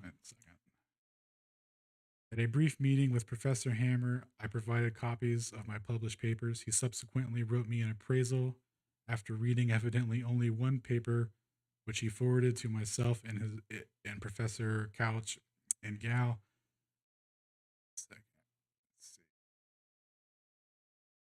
How come you were telling people the world is flat? Well, I've come to the I've come. So here's the thing with saying that the world's flat. That's a huge claim, and I kind of don't. I've kind of already committed to that, so I don't like shy away from it. But saying that it's flat comes with a lot of baggage, obviously. But what I've determined through a preponderance of evidence really is that the heliocentric model and the Big Bang Theory and general relativity are all like theories that contradict and reaffirm each other through mathematics and the twisting of evidence really to be in the favor of those specific theories so that they can all back each other up. And when you really dive into the science and read the papers that are published but don't get any traction, but they're like critical of mainstream aspects of what's considered proof for things like the Big Bang Theory, like for instance redshift I was just looking at the other day, which I did a video on. You could check this out if you're interested in it. This thing on redshift is fascinating. They have so many different interpretations for what they consider to be the like a Doppler effect when they analyze quote unquote radio waves and stuff in space or light from space. And they've come up with all these different interpretations, and they've kind of tailor fitted them to fit specific criteria for matching up with the Big Bang Theory and general relativity. And anything that goes against those or like contradicts that, they heavily ignore, censor, or they even co-opt entirely. Like for example, what did I find in that? 1 second. Cool. Here's a video. You can check this out.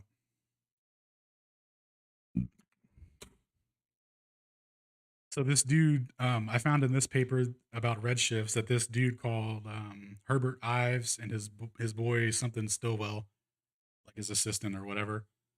They basically came up with a way to detect a new type of redshift called transverse redshift. What is redshift? Redshift is like what the Doppler effect is. So like when they send out a radar signal at like a storm system, and you see let me show you a picture of it too. Hold on.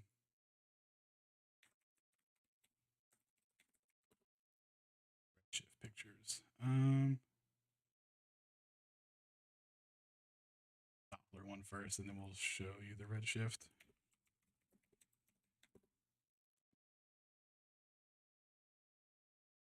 Any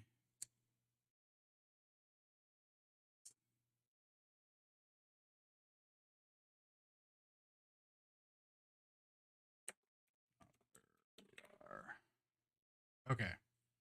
So when they send out these signals, right? The blue shift would be things that are moving towards the radar system, and the red shift would be things that are moving away.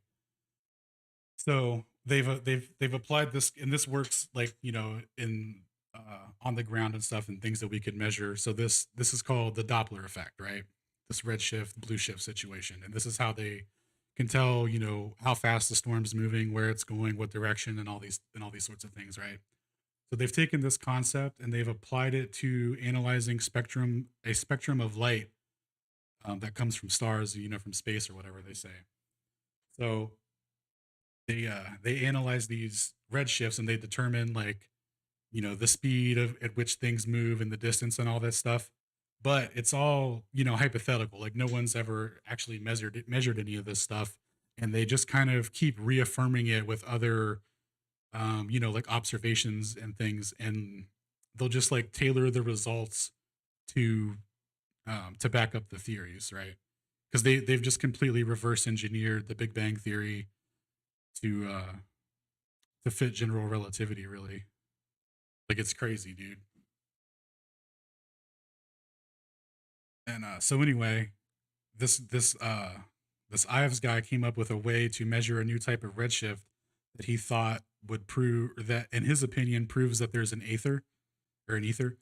And what happened was they mainstream science or whatever co-opted his findings and said that they actually prove time dilation, which is predicted by special relativity.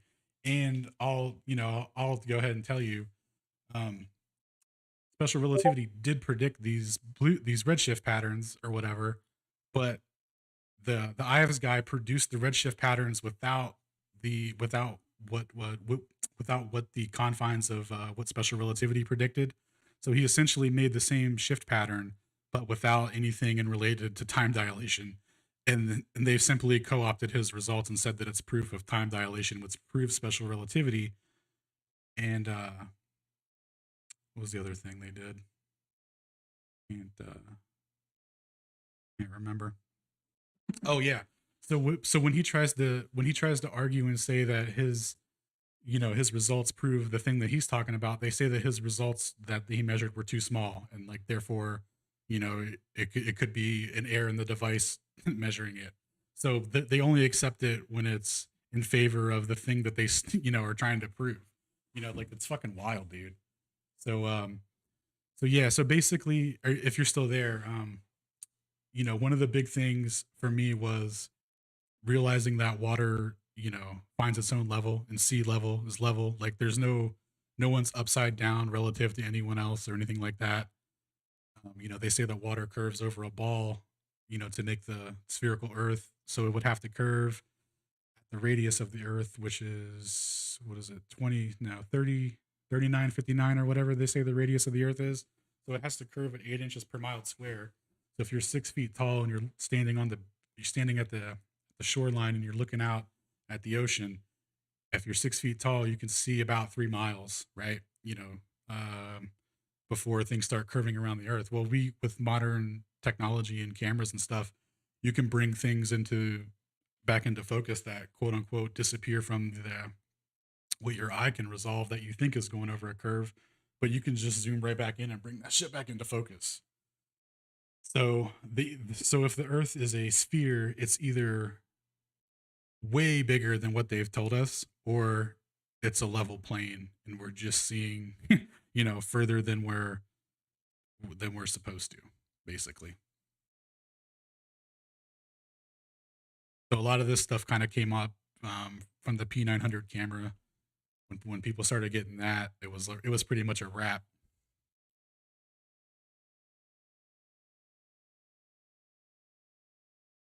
That's that. Go back to this.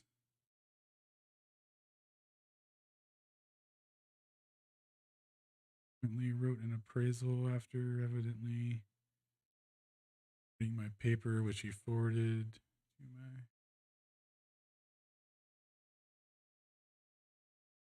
Is there some kind of revelation that people should know about if the Earth is flat? Yeah. So the big revelation here is that observationally, when you hear people when you hear scientists and astronomers and such talk about how we're not the center of the universe and the universe is expanding and all this, and we came out of nothing and all this crazy bullshit. The main takeaway from that is that that's all lies, brother. We are at the center of creation, and we can get into how that's observationally true, and they hide that. I can show you that here in a minute. But to get to your point as to why it's important, is because without question, this proves that we didn't come from nothing, right? It disproves all of that, because they say that we came from the Big Bang, which was a explosion that they can't explain, which had a never-ending cascading waterfall effect that fucking made everything, and so and then we evolved from primordial soup that got struck by light. Like it's so ridiculous, and they've backed it up with quote unquote science. If you look back at in school, they say, separate religion and science, and they teach us evolution and space and the atmosphere next to a vacuum and all this shit. And it's all lies, and it's all lies to cover up the fact that there is without question a creator of this place, and that you are special.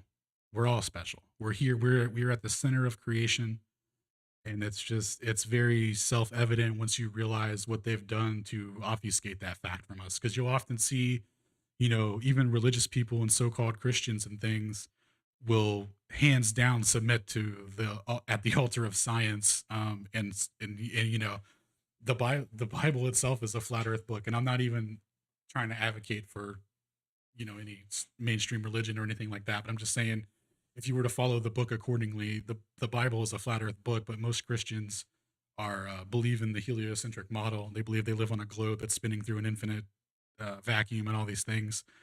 and it really just subverts your mind, and it keeps you in an in, it when you look up at the sky, you don't see um you don't see the significance of it. You just think it's just random shit that happened, and some scientists are using radio telescopes to figure it out, right? You don't realize that the sky is a perfect rotating clock that repeats on cycles, right? Eclipses happen in 19-year um, cycles. Like they have, like obviously there's more than one eclipse during the 19 years, but the cycles that they run through the last 19 years, and then they go on repeat. Um, you go out and look at the sky, take a picture of the stars. 1 year later, the stars will be in the exact same spot. Like it's all a repeating clock above us, and it's just like a little nod from the creator, you know, that lets us know, like, this is for you guys. This is lights for the sky. This is how you can navigate and know where you're at, know which hemisphere, know where you're at and when you're at. Because the clock can tell you what seasons you're in, can tell you everything, dude. The women's menstrual cycles sync up to the moon. Like it's crazy, dude. It's so we're so profoundly connected to the sky clock that it's just the way that they've obscured it through us is scientism and technology. No one has to look at the sky anymore to know what month they're in, or know what day they are, or to know when to plant crops, or when to harvest, or when to birth animals. They just look at their phone, their little black screen, and I'm guilty of it too. I'm not trying to say I'm better than it or anything, but we've been completely subverted into this technological matrix, really. And when you wake up to that, you have this reinvigorated purpose, man. Like for a long time, I spent a lot of my time. Like I've always been kind of an open-minded person, but I was like hardcore, super into like space and all that, and black holes and shit, and I couldn't fathom. I didn't have a connection with the creator because uh, I just couldn't fathom like why would he make a gas ball? Who is the creator? So that would be whoever created this place, right? Whoever designed this place. I don't like to put a name on it because people are of different religions and stuff like that, and I don't want to. It's just not. I see a lot of subversion in mainstream religions too. So when I say creator, like obviously that would be like God, or Allah or whatever kind of thing. But I don't even. But see, to get even deeper, man, it just you know, I just like to keep it simple at the creator of this place. That would be like your God or Allah or something like that.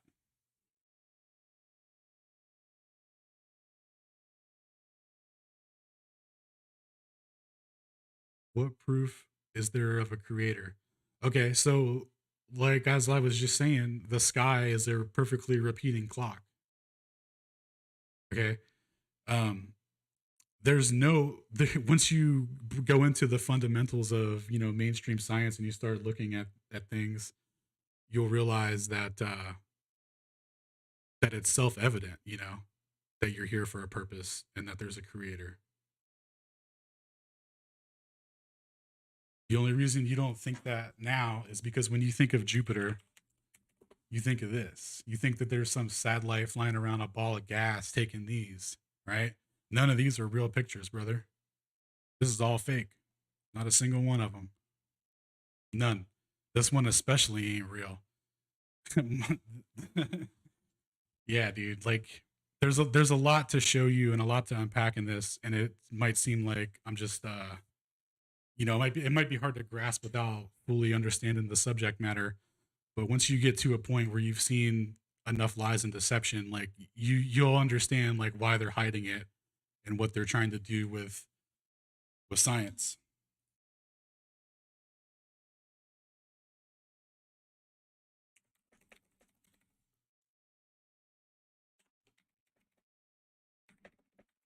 One second, I gotta.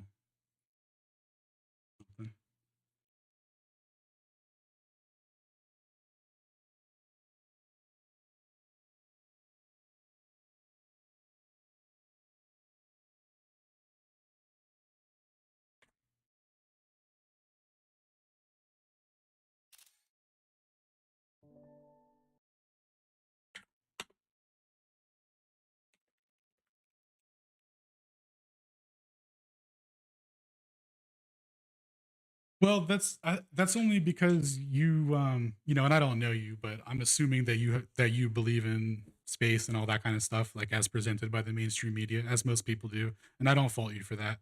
But from that perspective, I can totally see how that's not, you know, apparent to you. So, you know, don't fret too much on that. If you ever start looking more into it, and you'll just kind of just see the things that that mainstream science, like you'll just see it crumble, and you'll just be like, oh, like, well, obviously this is all here for a purpose, you know.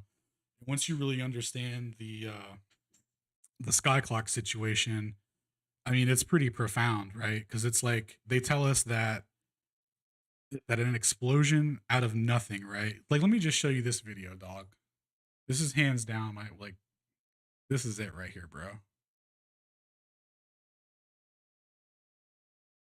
We'll watch this together. Oh wait, this isn't it. Oops. That's almost the wrong video. All right, let's watch this, bro. Now, excuse the emotionally manipulating me music, but you know, here we go. We accept the reality of the world with which we're presented. It's as simple as that. Power of the system we live in is to make people believe things that are so ridiculous on the face of it, but they've been told it over and over and over since the day they were born that they can't question it anymore. Many of the things, like the sun is a good example. For someone to say the sun's a hell of a lot closer to us than 93 million miles, the average person's going to roll their eyes. This is the system protecting itself in the lie that we have been constructed into. A lot of people will go at this and say, well, why did we get lied to? Well, you can think of basic reasons, like to deny someone the knowledge of knowing where they exist. That deprives a human being of almost everything. To not even understand where you exist denies you really much ability to know where you're going to go, where you've come from, the things that are even possible in this place, because you don't even know what this place is. You're saying that after a Big Bang, even with the law of thermodynamics called entropy, which we'll get to in a second, somehow our galaxy ended up being a perfectly flat plane?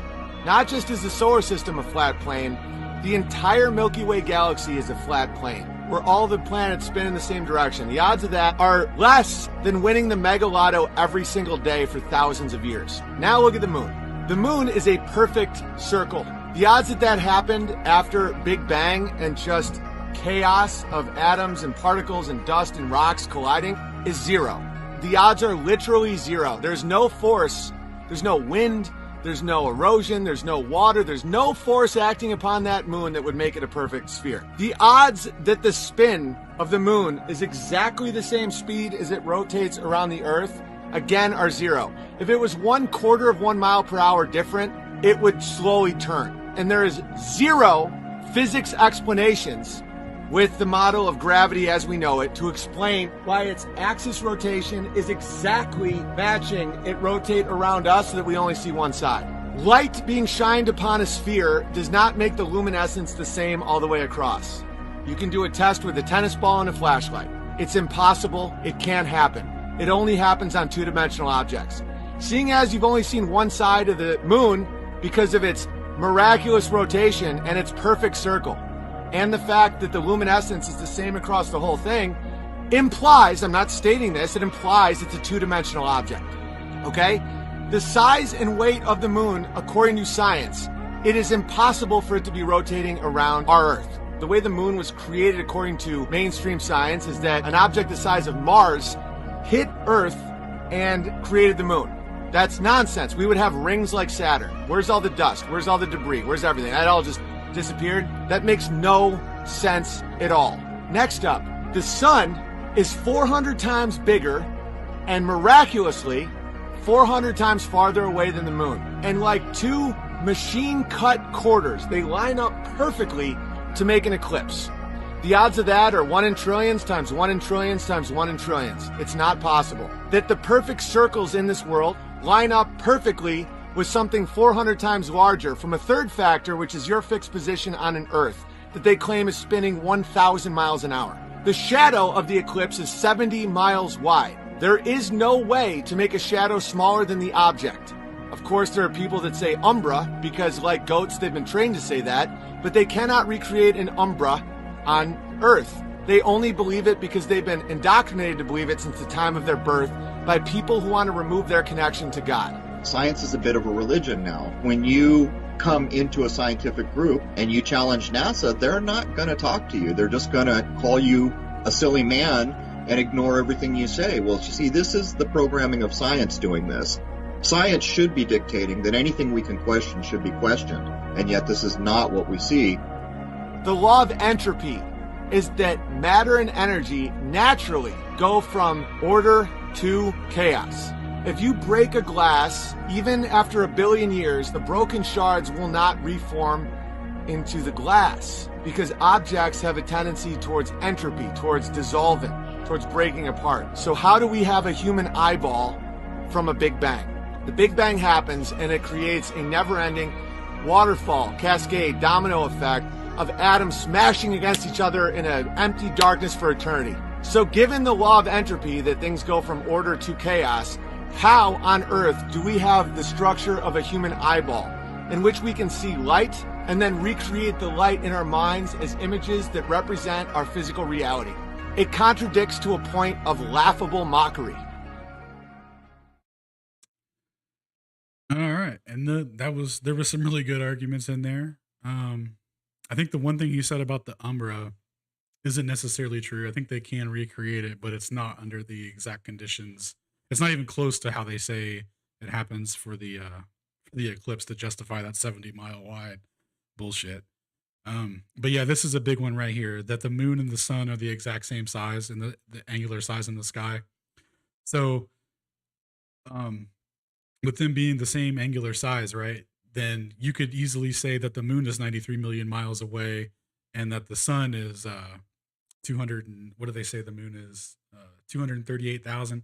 So you could say the sun's 238,000 miles away, and then it's the moon that's 93 million miles. Like, because they're the same angular size, they're interchangeable in that way. Now, when you look at how they came up with 93 million and all that shit, it's laughable, dude. Like, no one's ever measured that shit. And they can. They say that they claim that they can they triangulated it and all these things. And in order to triangulate it, you need to know the exact distance of like two of the angles, right? So then they don't have that. They have what they agree that they think they have and all that, and this allows them to mathematically role play basically. So once they've got the size of that, they can reverse engineer everything back because it all goes back. You can the whole system is done on what's called scale and let me see if I can pull it up. History. This is a really good video.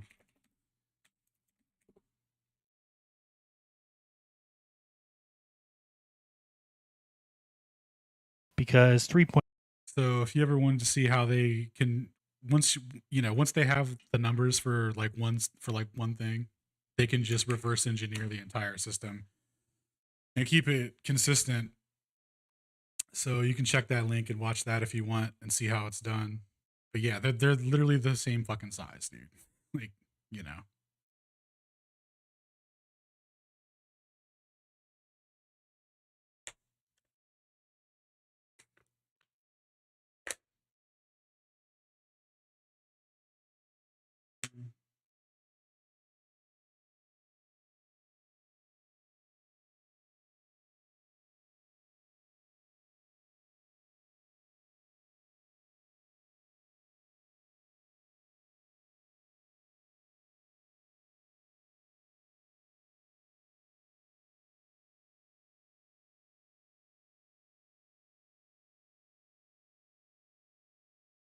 all right. You still there? Or did I lose you?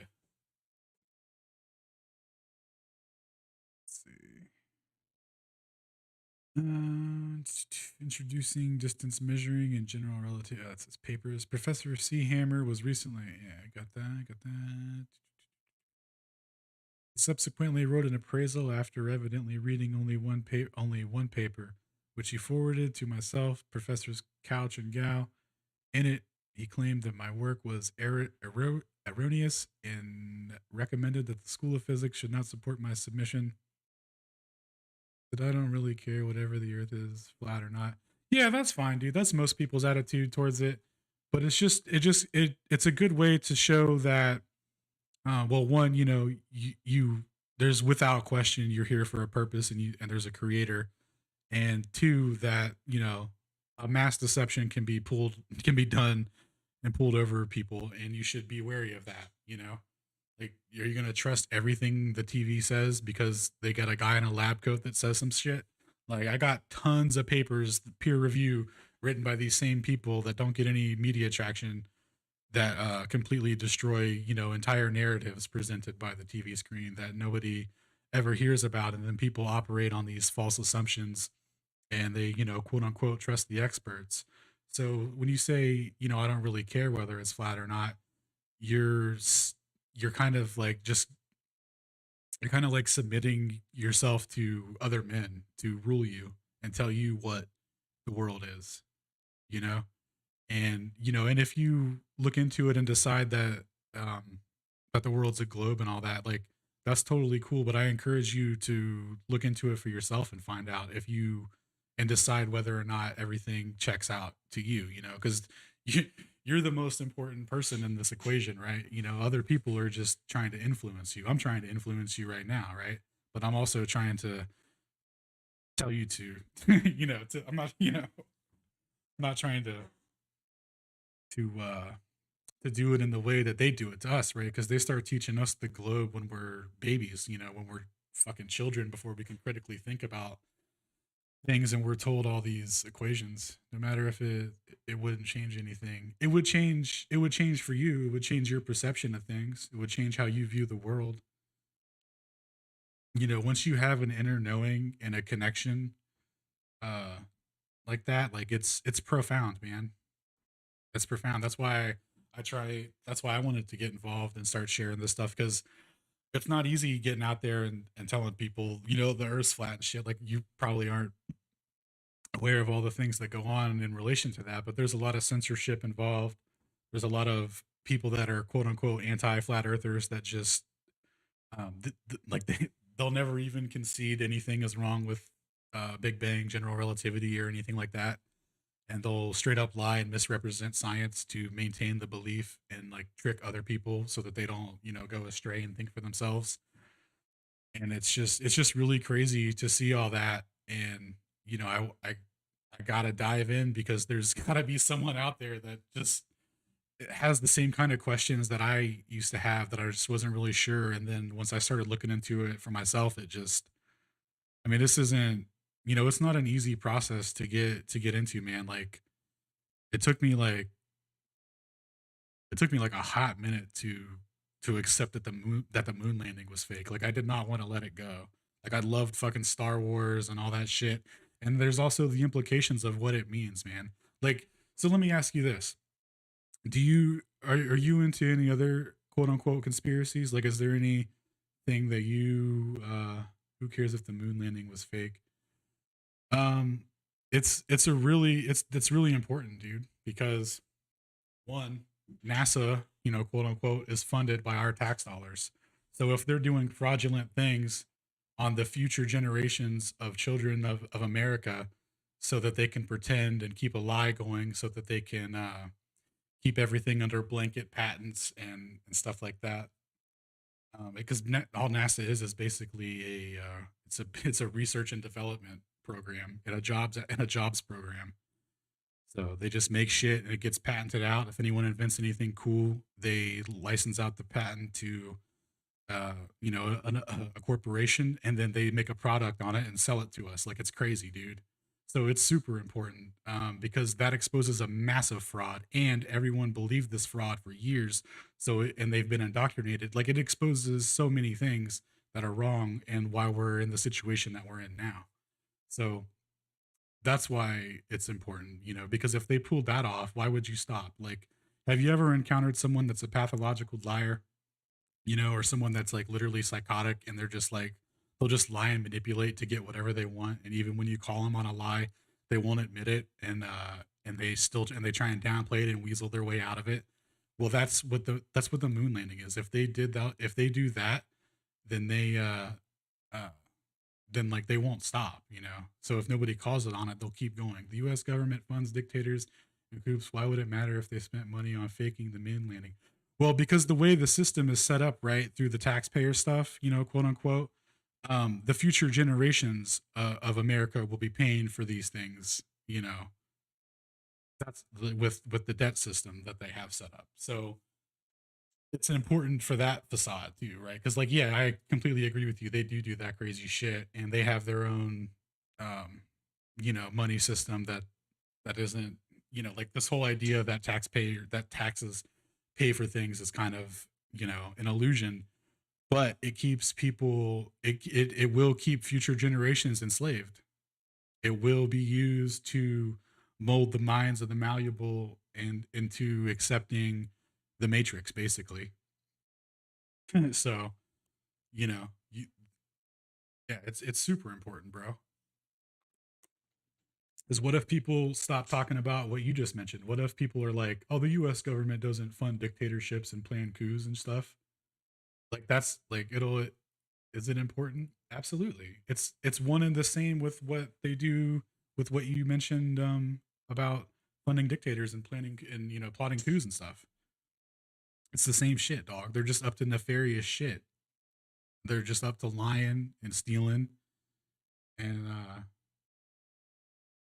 and they won't stop until they get called on it. So yeah, it's super important. If someone's stealing from you and lying, you know, do you just let them keep doing it or do you call that shit out, bro? They aren't going to stop it. They only won't stop it because okay, so the government's morality is a reflection of our morality, right? So if nobody is calling this shit out, if no one's standing up to it, then they definitely won't stop it. They will stop it if enough people, you know, start talking about it and realize it and make a fuss about it. 100% they aren't going to stop it.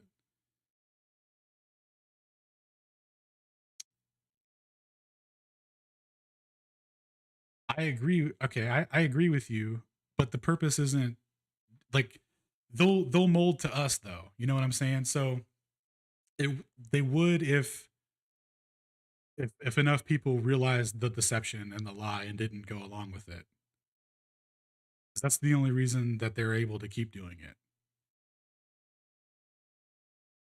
Like I get what you're saying. I totally do. But it would be a different scenario if more people had didn't just give their minds over to, you know, science or an authoritative figure, you know. And most people have never even thought about the shape of the earth or why the stars do what they do or anything like that. And they just they just accept what science tells them, man. Like they got us out there thinking it doesn't matter if people know about it or not. Well, that's not true, man, because I know about it and it changed my life. And I know the stories of other people that found out about it and it changed their life. So it does matter, man. It might not matter in the way that um that you think it would lead to like a you know an immediate change or something, but it does matter to speak up against this stuff and to understand that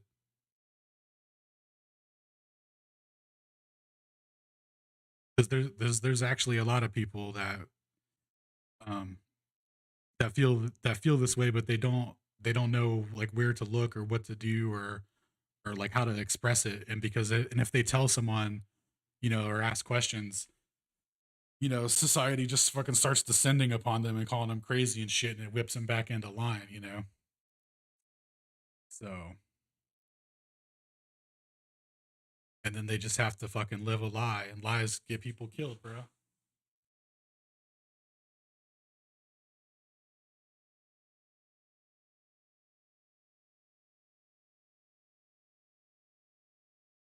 What do you think the What do you think the difference is of people thinking that the Earth is flat, with thinking that every single U.S. war ever to begin with started with a false flag attack? Well, I would say that trying to get people to acknowledge both or either is difficult in itself, dude. I know people that You can show them all the. See, this is what's crazy, bro. Because you're kind of right, and I see what you're saying, but I don't want to accept that and be nihilistic about it because like I just know that that's not the way to go. It would be easy to take the position to like know all this stuff and not share it with people and just be nihilistic about it. But yeah, you're 100% right, bro. I've straight up shown people like literally quote unquote the documents of like these false flags and stuff like that, and they go right. Most of them go right back to sleep, man. So yeah, I totally get what you're saying, but you know, I'm more so passionate about flat earth because it awakens your like a spiritual connection, because I spent a lot of my life I was like chronically depressed since fucking I don't even know, like my entire I remember at my like I was depressed for so long, bro. Like I can't describe a time to you in my childhood or anything where I wasn't depressed. Like I didn't know what it felt like to not be in that fog. And this was like literally from elementary school to let's see, like 4 or 5 years ago, and it all started as I started making big changes in my life and stuff, and different, having a different mindset and stuff when I started finding out more about false flag attacks and stuff, and then I found then I looked at all the moon landing evidence, and I was like, oh well, that's a real fuck, and then I saw some flat Earth videos, and I thought that it was like a retarded or a psyop or something, and I started looking into it, and it turned into I was like, holy shit, like they're making some good points. I got to look into it further, and I've been searching for proof of the fucking globe ever since, dude. And it's literally they got nothing, bro. It's so empty. All right, like they've got us in a complete slave system, bro. So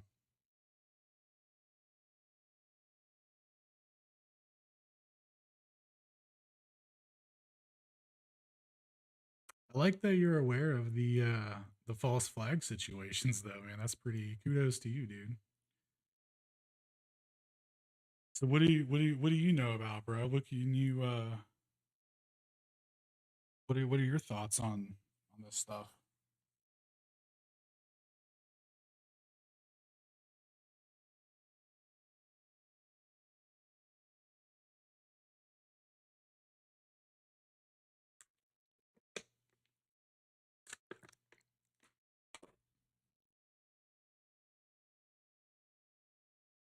The upshot of this was the agreement of first has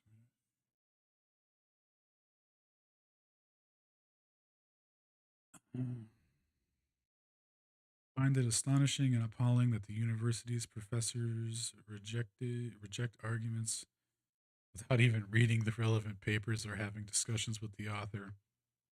I regard this as unscientific and in the extreme and a deliberate obstruction to the freedom of scientific expression. It is extraordinary that published papers in peer-reviewed journals are unaccepted to the university as representation of scholarly research. To this, I add that I was even requested by Professor Couch and Gow to write a paper and submit it to physical. Sorry about that. Submitted to Physical Review D so that they could be sure that my work is scholarly. It is unacceptable that I should be compelled to write a paper for the sole purpose of being published in a peer-reviewed journal, in a peer and published in and peer-reviewed by a journal and people respectively of the university's choosing. Even so, I wrote the paper and sent it to Professor Hammer, Couch and Gow. I received no comment. I did not submit it to the university's specified journal, Physics Review D. It has, however, been accepted for publication in another journal of my own choosing. I anticipate your early advice. Yours faithfully.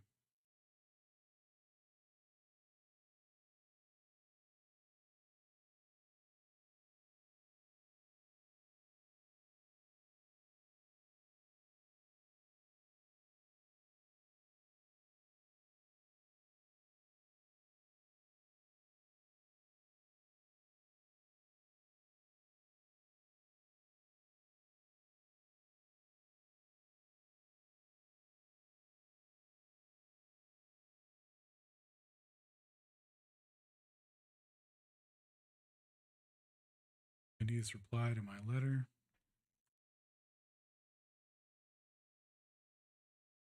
Mr. Stephen Crothers.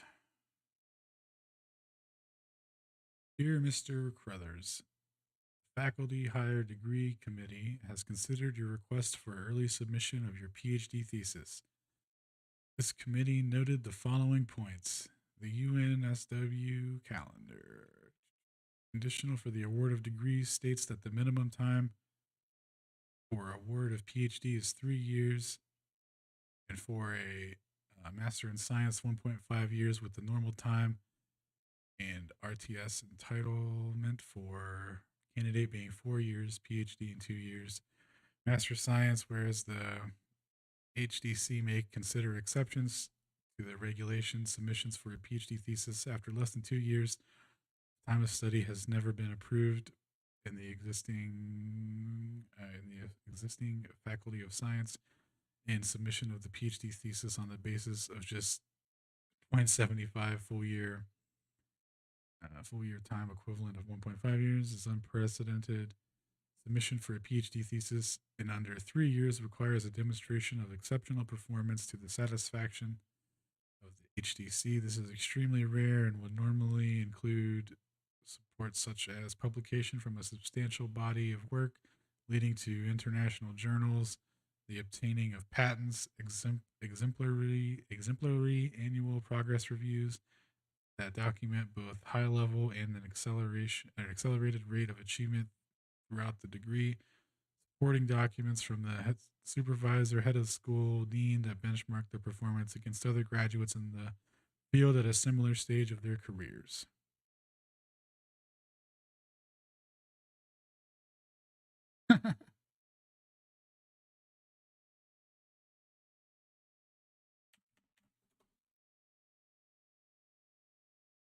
Accordingly, the HDC requests that you explicitly address the criteria above. Please note that both the quality and the quantity of the publication are important. The disagreement between yourself and your supervisors and other experts in the fields regarding the merit of your work is noted. You may also submit the document you have produced to date for consideration by the committee. Sincerely, your boy David Cohen.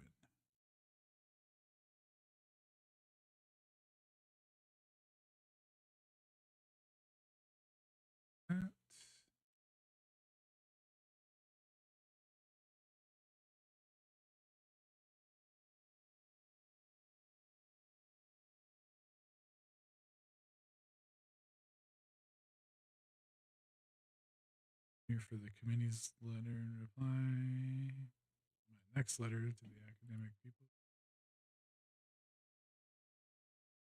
Without prejudice, dear sir, extension enrollment for the purpose of thesis submission. I refer to you to the letter dated 18 August 2005, wherein you called for an additional information on behalf of the faculty of the Higher Degree Committee. First, I note you have incorrectly spelt my surname, which of itself is quite rude. Yeah, man, I thought your boy's name was not the W. Second, I note that you have incorrectly calculated the duration of my PhD candidature. I commenced official part-time candidature of March 2003 that yields me considerably more than 1.5 years you have calculated. It is evident that acting recklessly in ignorance of the facts is rife with the staff at UNSW. I supplied the School of Physics with copies of all but the latest of my published papers, i.e., 6 papers, and copies of 2 referee reports related to those publications sometime before the latest HDC meeting. The referee reports offer additional testimony as to the great significance to my research, indicating clearly the exceptional quality of my work, just as you say the HTC requires of me. Curiously, Professor M. Cal informed me personally just 2 days ago that he did not present or even mention possession of these documents when he attended the recent HDC meeting as representative of the School of Physics. Therefore, I request a written explanation from the HDC as to the following: A, why these documents were not tendered in evidence by Professor Gao. B, how is it Professor Gao being mentioned and then the letter of the complaint that I had already submitted can represent the school without conflict of interest? Damn, your boy's coming in hot. C, why Professor Gao only mentioned at the HDC? Why only Professor Gao mentioned at the HDC meeting that, and these are his words to me just 2 days ago. There is no point in me hanging around at the university without a supervisor. Damn, it should be borne. It should be borne in mind that Professor Gao had told me some time ago, without a supervisor, my candidature will be terminated, and that the School of Physics had no one to supervise me should my application for early submission be unsuccessful. One wonders, therefore, how Professor Gao remarks at the meeting at the HDC meeting can be regarded as anything other than detrimental to my application. Notwithstanding the already noted conflict of interest, my immediate perception is that his has most unconscionable conduct and warrants investigate. Oh, has been unconscionable conduct and warrants invest. My perception is that his has my immediate perception is that his has been unconscionable conduct and warrants investigation either by the university or a higher authority. Please do not omit addressing these issues in your reply. I will provide for a second time under the cover of the copies of my published papers as follows. The general solutions to okay, and then his papers again. Every one of these papers is exceptional in its content as testified by the referee's reports, by the contact. Yeah, I'm going to ask him for those referee reports.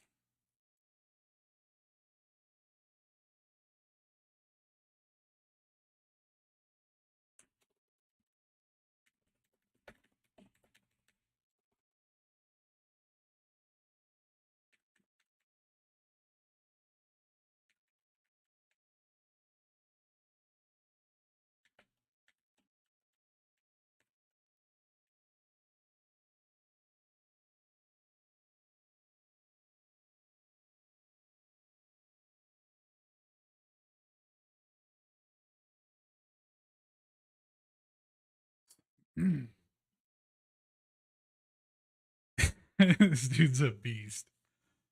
All right. Every one of these papers is of exceptional contents as testified by the referee. Content ipso facto. Hey, check your boy out. Ipso facto in these guys.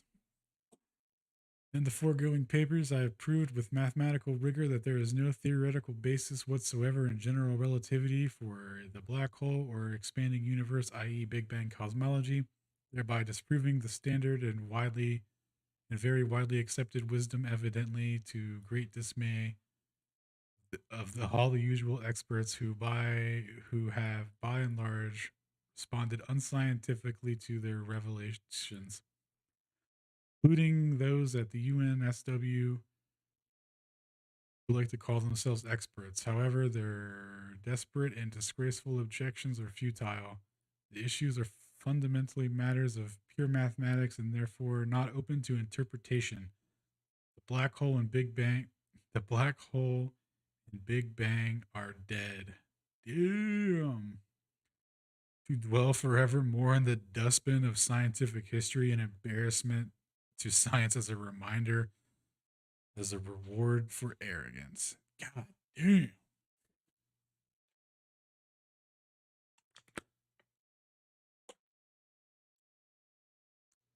Progress in Physics is a quarterly specialist journal that publishes advanced studies in mathematics, physics, and is related to themes in mathematics and experimental physics.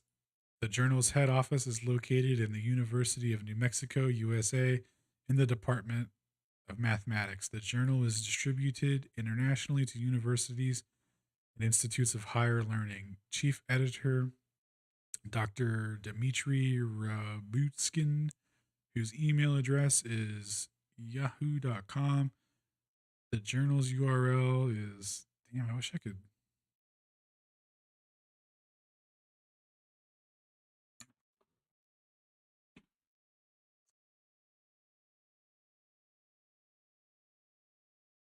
The papers are currently published or freely perused or downloaded, including all of my own.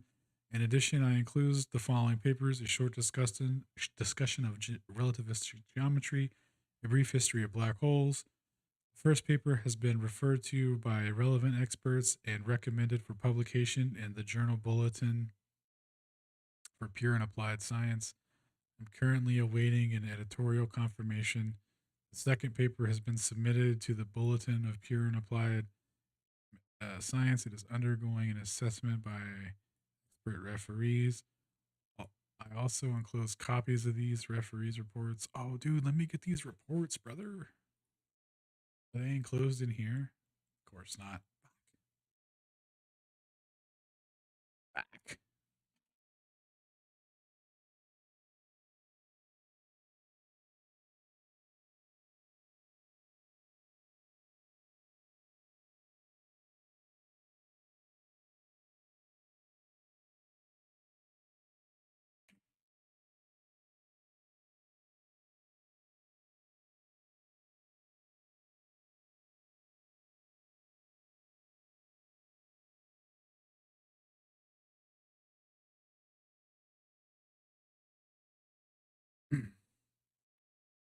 Enclose the copy. Yeah, I'm gonna ask for these.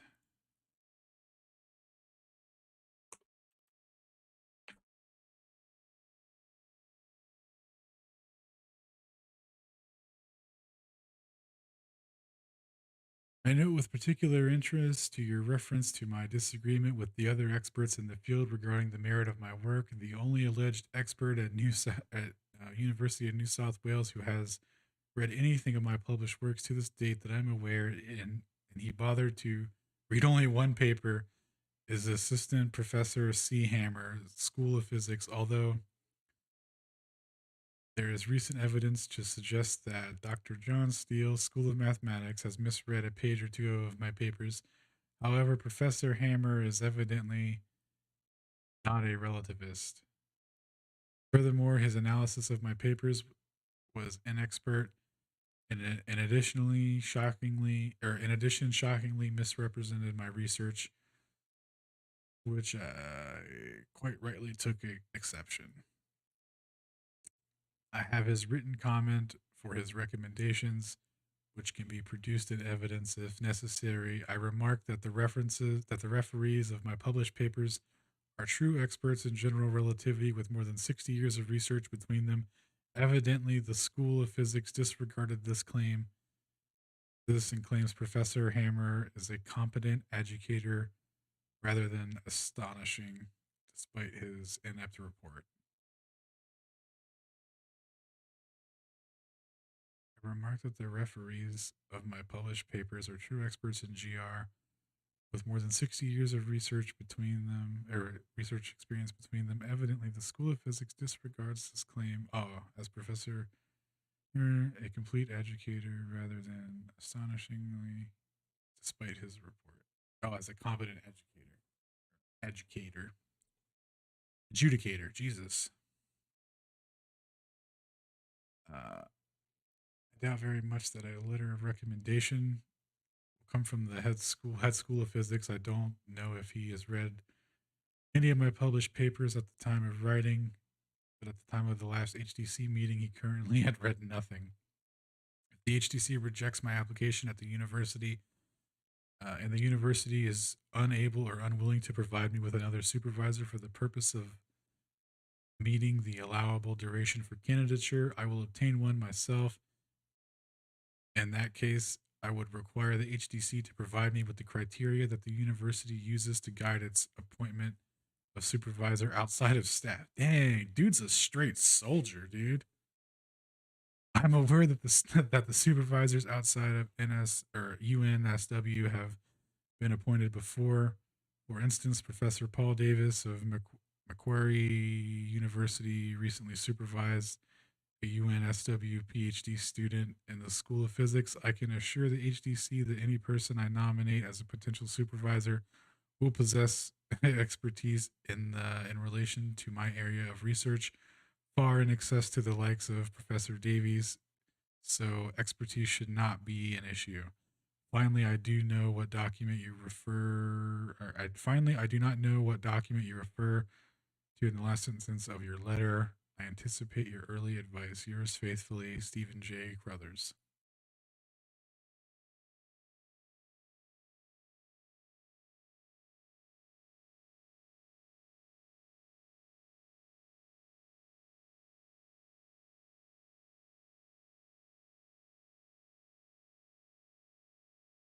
Let's see.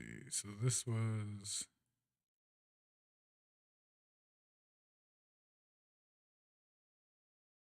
this one. The whitewashed replies here.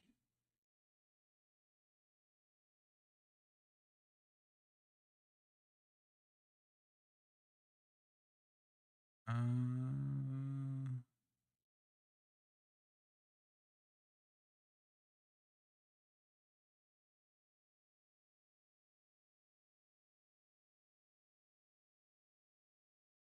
okay, so they send this. So this is their reply. Dear Mr. Crothers, my apologies for misspelling your name in the last letter regarding to the points raised in your letter of 25th of August.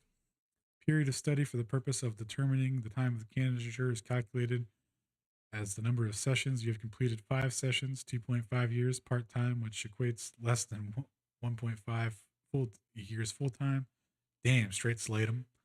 Professor Gao simply raised the issue of your request for permission to submit your thesis early to the HDC for preliminary consideration, including references to the rules governing the length of your candidature. Then I set about to determine whether a prima facie case exists for your early submission. I see no conflict of interest for Professor Gao. He simply raised the issue of your early submission with the HDC for their consideration and indicated to you that if the request was not supported, that you would need to continue your candidacy, uh, and for which you would need to have a supervisor. These are all simple facts of the matter. Yeah, there's facts of the matter, and there's being a real dickhead about it, though. And you know your boy was being a straight dick, dude.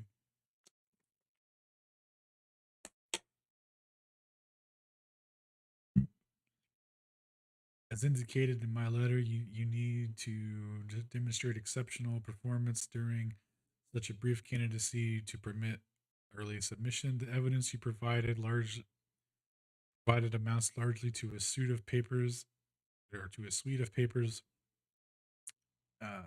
in papers in progress in physics and 1 or 2 papers in the process of being reviewed by a bulletin of pure and applied science. It is difficult to determine, however, what weight that might have given by the HDC to such publications. Either of these journals are amongst extensive scientific the extensive science citation index web of science. I cannot find a proper list of editors. If the publications are if the publications are to be used as the main basis of evidence of the exceptional performance, the HDC would reasonably expect some papers to have been published or at least accepted by more prominent academic journals whose level of critical review is better recognized. It would also be appropriate to indicate whether any of your reviews or whether any reviews of your work to date have found areas of deficiency that might indicate early submission to a thesis be ill advised. It would be unlikely for the HDC to approve an early submission on the basis of the letter you provided me, assuming I am to table a letter assuming I am able to table a letter headed without prejudice. Damn. However,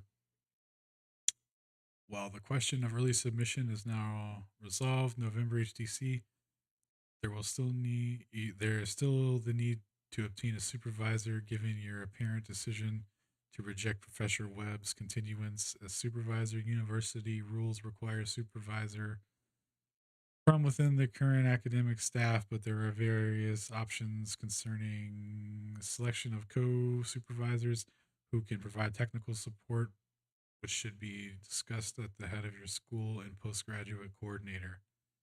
Best wishes, your boy, David Cohen.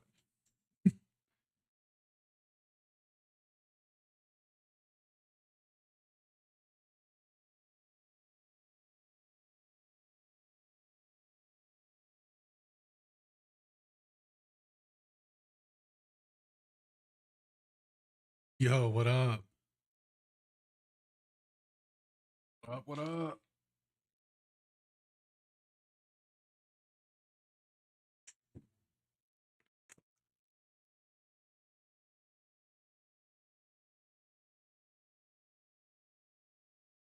Where's that other one?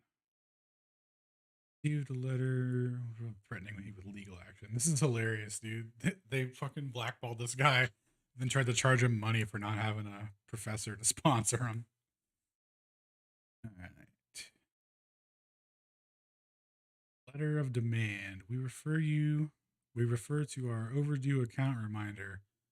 Letter dated 29 November 05. If you have finalized your overdue payment during the last week, thank you. Please disregard this letter. Or if there shall be an issue regarding your debt and as you wish to disclose, yeah, this is just standard gobbledygook. Records.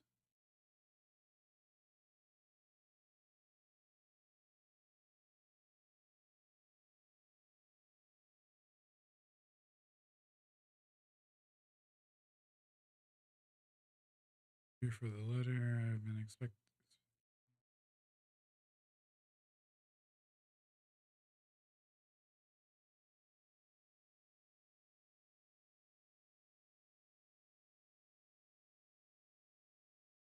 Your letter of 5 January 06 has been passed to me for consideration. I have taken action to waive your requirement for you to pay the outstanding 2005 student activity fees. In doing so, I recognize that you continue. In doing so, I recognize that you continue. That you're. What exactly are these letters? Um. So this is a guy whose paper I found like a week or two ago, that he was like heavily critiquing LIGO, gravitational waves, and general relativity and black holes. You know, he was like really analyzing the mathematics of it and stuff, and kind of just kind of ripping through it. And anyway, this is his story about how he got blackballed and expelled from university and couldn't complete his PhD program because he was going to major in theoretical research into general relativity and stuff like that. And this is just an account of everything that went on with his career. I'm just kind of reading about it. Like I read two of his papers, and like they were pretty interesting and stuff. So I was going back to follow up on some stuff, and I seen that he had like a whole story posted. So I'm just kind of going through. I read the story earlier, and now I'm going through and reading the documents that he was referring to. Some of these are kind of boring, but I just wanted to see like what the process looks like of getting dunked on by your quote unquote peers and colleagues, so that they can yeah. No, he invalidates black holes. He invalidates a lot of well, he what is it? Black holes, gravitational waves, and the expanding universe. He uses the mathematics, that are applied in general relativity to debunk all of those things that are supposed to be derived from general relativity. He says that they're a result of doing the math wrong, and that everything that has therefore been discovered by these things, like LIGO detecting gravitational waves, Hawking radiation, proving black holes, stuff like that, is all invalid.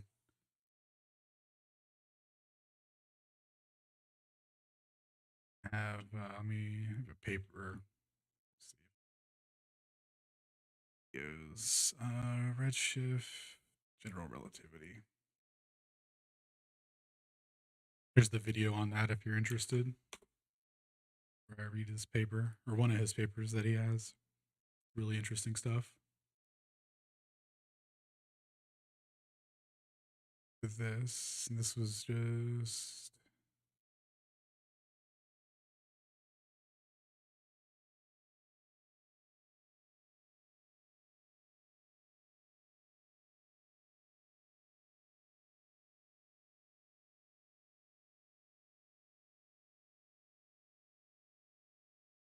position is without prejudice to the university's positions respectively in matter.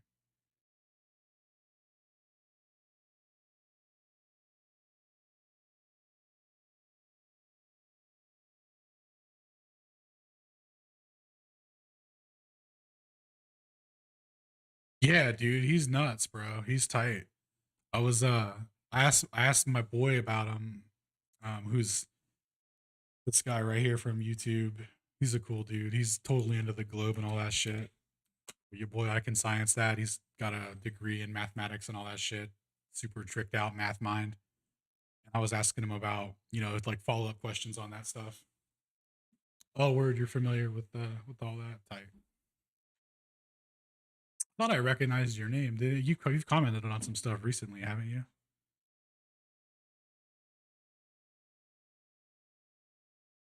But yeah, he goes through and absolutely annihilates them.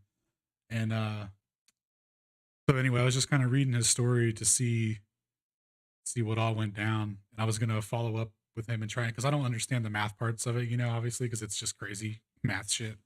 So I was gonna try and see if I could get some other people that have reviewed his work and stuff to that like allegedly left comments, saying that his work is like insane and really good for his PhD stuff. So I want to see what those people have to say about it. I emailed him like a week ago, and he emailed me back.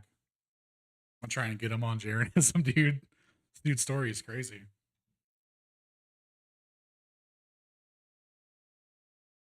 They always talk about how like, oh, wouldn't somebody come forward? Doesn't somebody know? Like your boy knows, but nobody cares.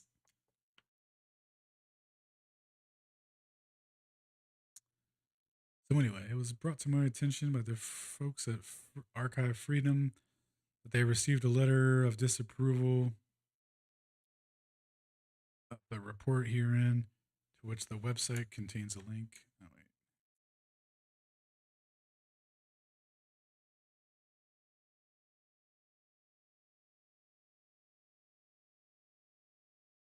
Didn't work. Approval herein on the dishonorable acts and omissions perpetrated by the physics professor and the academic committee of the University of New South Wales, from the founder of its school, theoretical physics emeritus, Professor Henrik Hora. Letter forwarded to me for response. Mr. Hora claims that the university and his professors did nothing wrong, and told me that my report is insulting to UNSW, its professors, and himself. He does not disapprove. Oh wait, why am I reading this? I already read this. This is what I wanted. Hora's original email to Archive Freedom. Dear sir, you published the text of Mr. Crothers. I was expelled from the University of New South Wales. An example of the suppression of science. I have unofficially, I may unofficially, as a private person, reply to this with the attached text in order to give freedom of discussion. In order to give freedom of discussion, I request you to consider my text to be included in your publication. If it is not accepted by your very important publications of real justice, and please reply. What a fag. You would be a real injustice, dude. The fuck out of here. Dear Mr. Crothers, you may permit me that I write an open letter to you, or write an open letter to your statement how I was expelled from the University of New South Wales, an example of suppression in science, by two reasons. First, I should mention that well, first I should mention that well, I understand since you fuck. First, I should mention that I will understand you since I myself had problems with academic staff at my undergraduate studies. And second, that I may have to tell you tell you my views about your statement. I fully understand the problems with the fully understand what problems with academic university staff can be. When I studied physics from 1950 at the University of Halle in Germany or East Germany, I was following an advice by Professor Frederick Hund, 1950 in Jena. I was I was taking all examinations for the first 3 years with high distinctions. When finishing my second year, this is just him talking about his shit.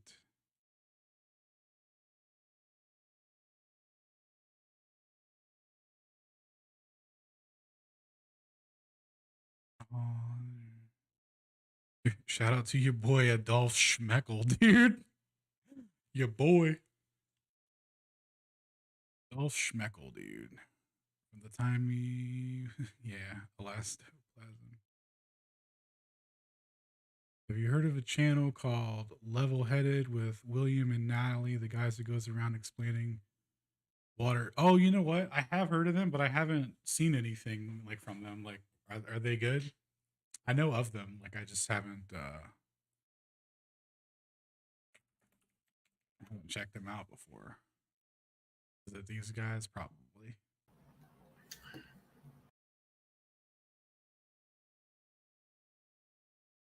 Natalie and William. Welcome to Level Headed with Levi. Well, that's not probably not it.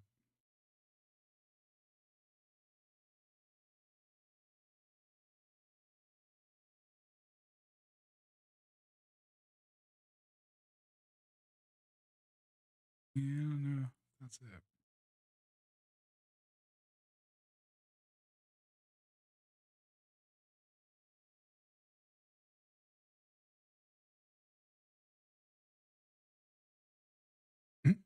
The fuck? Yeah, you have to. Can you drop a link to them? Or was that the dude? Was this him? Oh, this is about missing persons and shit. It's definitely not it.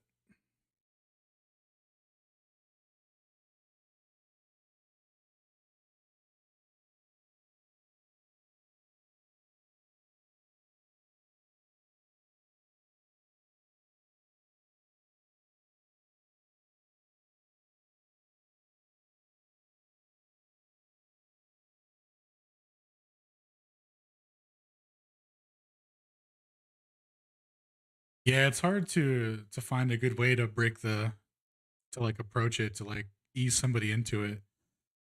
I've tried to ease a couple of my friends into it, and they're just not receptive to it at all. Really, like they're pretty cool about it. Like they don't, like put me down or anything, but like they don't get it at all, and they're not super interested in it. So it's a hard subject matter to get into, man. Like if it doesn't, I feel like if it doesn't hit you, like I don't know, man. It was just crazy because what happened with me is I was super into space and all that, like for like the longest time, my entire life, like everyone else was. But I had some like seeds planted in me about the moon landing from when I was like a teenager. This older guy told me some shit, He was dropping some fucking bombs on me. And like that just kind of marinated around for like, 15 or 16 years. And then yeah.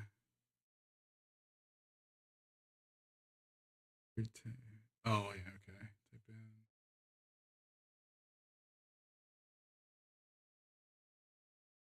But yeah, like once I like it just clicked, you know what I mean? Uh and then I just couldn't stop looking into shit and like wanting to know more, and I've never stopped. So, what's a good video from these guys? Oh, these actually aren't the people that I thought you were talking about. I've never heard of these people. 5 seeds planted. Nice.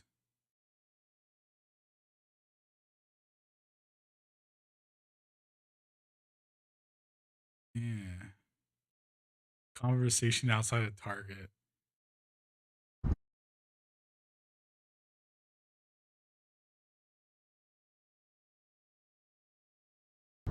Hey, what's up, man? Would you like to answer a really easy multiple choice question for fun? Again?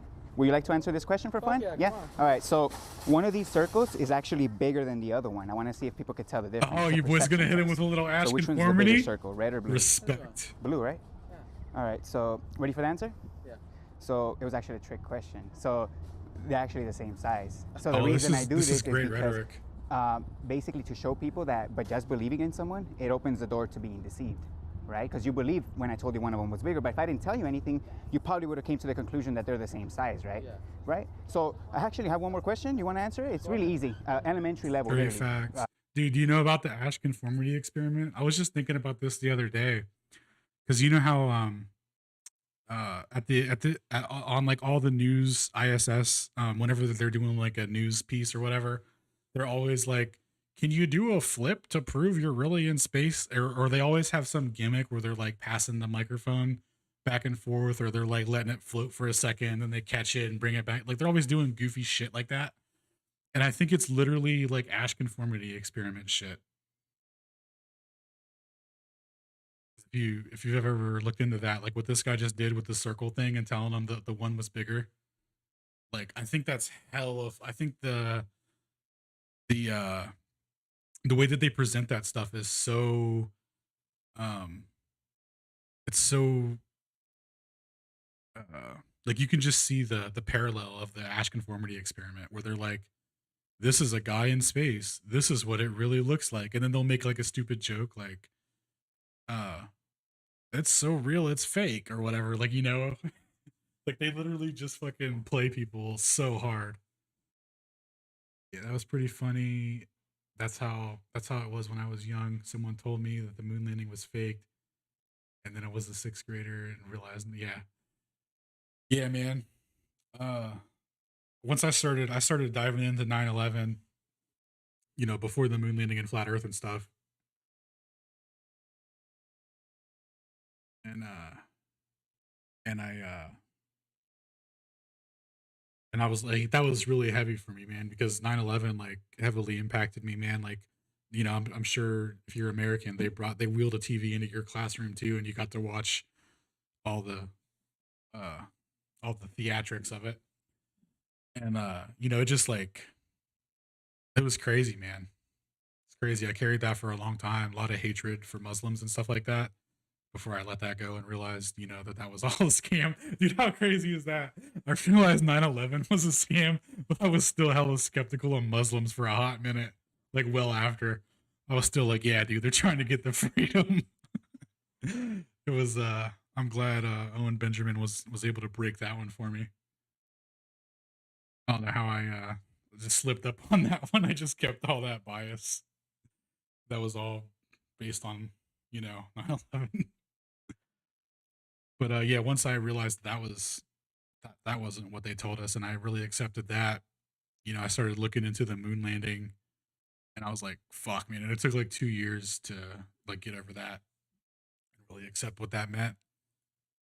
But let's finish this dude's video. He's about to hit this dude with some knowledge. I can feel it. Elementary physics. So it's actually about water. So we understand that water takes the shape of the container, right? Yes. How would you describe the surface of the water? No matter how I tilt the bottle, the surface remains the same, right? How would you describe that surface? Let me just put it like this. How would you describe the surface? Once the water's It's still. getting slanted every time you twist it. So you think the surface is slanted, or is the bottle slanted? The bottle's slanted. So the water is. It's just moving with the motion that you're going with. Right. But the surface, how does it remain? Could we say it's level, Yeah. right? Yeah. Have you ever seen a leveling tool in construction? How it has the Yes. bubble? The So fucking little. yeah, so the reason why is because the surface of water always equalizes. Okay. That's the physics of water, right? That's what water level means, right? So this next question It's very easy. Again, this one's not a trick question, but don't take my word for it. You know, if you're using common sense, you'll see that. So which one of these two is correct? Since we understand the physics of water and what water level means, A or B? Which one's correct? B. No, A. A, right? A, it's the obvious answer, right? Could we say that somebody believing the answer was B, could we say that they're not using common sense? Yes. Right? Yes, we can. Could we say that that person has probably been deceived if they Yes. believe this one over this one? Yes. Well, so that leads me to this final question or statement. What if I was to tell you that you probably believe it's B? Because I used to believe it was B too.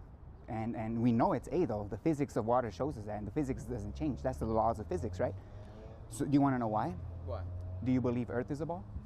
Yes, I believe we're. So in order for Earth to be a ball, they tell us that it has a certain dimension, and that dimension is 24,901 miles. So NASA has to give us this number because they claim to go to space, right?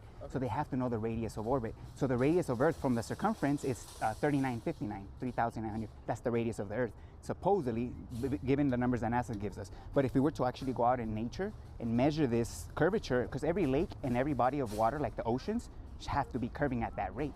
So Dude, I love if we were this. to This actually guy build is a perfectly awesome. level structure over a body of water, like a lake, because a lake doesn't have waves, right? So it's a lake, pretty calm surface of water. So if we were to actually measure at 3 miles, there should be a 6-foot drop, so a 6-foot curvature. So if we Yeah, I've seen the. Oh, hold on. Let me read what you were saying about the 3D. I always tell people NASA shouldn't have bloopers, but I've seen that real time 3D stuff that they got contacts, so they. Oh yeah. So they're interacting with their 3D bullshit. Yeah, dude. I showed my buddy who's I actually showed him September Clues because he went to school for video editing and graphic arts and all that shit. So he's like, tricked out Adobe Photoshop grandmaster. Dude's a beast, So he totally gets all that editing stuff. And I asked him, or I showed him September Clues, and they were breaking down the video editing stuff and the layering and all that, and he was like, it blew his mind. He was like, "Holy shit, dude, we've been had." And it totally awakened him to 9/11. Totally woke him up on the spot. It was actually pretty incredible how quickly he woke up to that. And he even showed that shit to his mom because he knew that shit was real. And I show him moon landing stuff and NASA stuff, and he totally gets that these pictures and stuff are fake, but he still can't let go of it. Still super into it. Have you seen the ones where they do the space cadet thing? Yeah, I've seen the clips on that. That was pretty crazy, but it's hard to tell how much those people believed in it, and went with it. Because at the end of the day, it was reality TV, right? They can't make the show if everyone's not super into it. But yeah, I could totally see how you could trick people up to a certain point for sure. And even if you were doping them up with drugs and shit, like LSD or something, forget who it was. I was talking about that earlier with the Buzz Aldrin guy and all them. They probably lit them dudes up with LSD and had them walking around a stage. See, so me too. I always say I always bomb them. I realize Jesus Christ, the first time the first time I seen on Owen Benjamin, he was making fun of Eric DeBay, so I didn't know who he was for the longest time. I just recently got into Owen, and I've always liked Jim Bob, but I'm a big Eric Dubai fan. Yeah, dude. I've been watching. Dude, let me tell you my Owen story, dude. So this was a couple of years ago when Owen was first getting kicked out of Hollywood and all that kind of stuff and censored and whatnot. And I had heard about him from Theo Vaughn and maybe Joe Rogan or something. I had just kind of heard of him that he was under attack. So not knowing who he was, but knowing that censorship was gay and all that shit. So I just went and followed him on YouTube, and I literally didn't even watch any of his videos. I just was oh, comedian under attack. I'm gonna follow him and support him or whatever. With the sub, or whatever. But I would see these crazy video titles popping up in my feeds, just the wildest shit, because his titles are wild, dude. And this one title was about the movie The Princess Bride and 9/11. I forget what the exact title was, but it was like I like that Princess Bride movie, so I was like, I'll check this out. And I watched him analyze Princess Bride and break down like the quote unquote like hidden truths of it and stuff like that, the hidden in plain sight truths. It blew my fucking mind, dude. I was like, I watched that shit twice, bro. I had never seen anything like that in my life, and I couldn't believe that he was just like, talking all that shit. And I think at the time I was like slowly waking up to, quote unquote Jewish conspiracies and stuff like that. And I was like, I think he had Jews in the title of it too. So I was like, of this 9/11 Princess Bride video. So I was like, holy shit, what's this dude talking about? And then yeah, it just the stream blew my mind. So yeah, I've been subbed to unauthorized for a hot minute because he kept getting deleted off of YouTube, and I was like, I need more, I need more. And yeah, and then so I think he had already gone through the flat earth stuff before that or whatnot. But then I watched him going through it, and I was like, damn, man, this is like it was really cool because a lot of that stuff was how I was feeling internally, and how I went through and was going through, and he was just like hammering the nail on the head, dude. So yeah. But yeah, he's a good dude. Definitely recommend subbing to unauthorized. We start at 5 feet. We know water is going to be level to the structure if we build a structure perfectly level. But they're trying to tell us that there should be a 6-foot drop in 3 miles. But we know the physics of water can't do that, right? If I was to ask you what's the number one proof that you believe in the globe, what would that be? I believe it's not flat. That's what. But what's the number one proof that convinces you that it's a globe? I guess that's the question. Because again, we just established that just believing opens the door to being deceived. It's just a statistic. What everybody's been telling me. I only believe that it's a circle because Sphere. every single thing that every scientist has ever told us is So it's based. it's a circle. So it's based on consensus then. Yes. So it's based on whatever everybody tells me. Yeah, that's consensus, basically, because the majority say so, and the majority believe it. That's why I believe it, right? So I don't know if I have some information that you could take home, because obviously I came across this 6 years ago. I'm 30 years old now, so when I was 24, I came across You're this. 30 years old? Yes, I'm 30. You have a full head of hair. So I came across this 6 years ago, and the reason I'm literally doing this, I literally just started about a month and a half ago talking to people like this, and it's because it's literally being ridiculed. I don't know if you knew, but it's literally being ridiculed in the mainstream. Like, so that's the way they're censoring it, because they couldn't just remove this information from the internet. It would be too obvious. Everybody uses water. They can't remove the information about water from the internet. It doesn't make any sense. So what they did is they're literally just having all these like big science channels, news included, just ridiculing this topic because it's literally this simple to understand physics. So another way that censoring this is they're demoting all this information from the internet. Oh yeah, I haven't read or listened to Flatlantis, but I did listen to, I think it was King's Dethroned or 200 Proofs. I forget which one, or it might have been both. I listened to both of those. Internet, especially YouTube and Google, when Excuse me. when you type in flat Earth, that's a term. That's another way Dude, I to had Papa John's earlier, man. I got heartburn like so bad. I'm like too lazy to go into the other room and get Tums. it. Flat Earth is just a term that was propped up to be mocked, because Earth is a level. That's all we know. How it extends, how far it extends, how it terminates, that's unknown. We actually don't know how far Earth goes. So the question, a lot of people have a question about the edge, right? Well, where's the edge? The question is,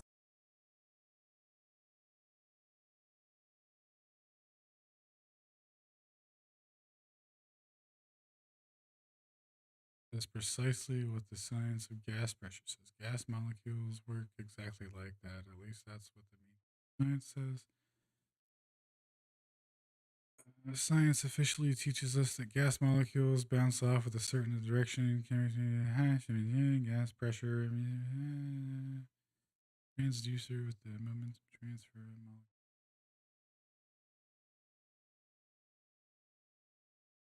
None of this is fucking.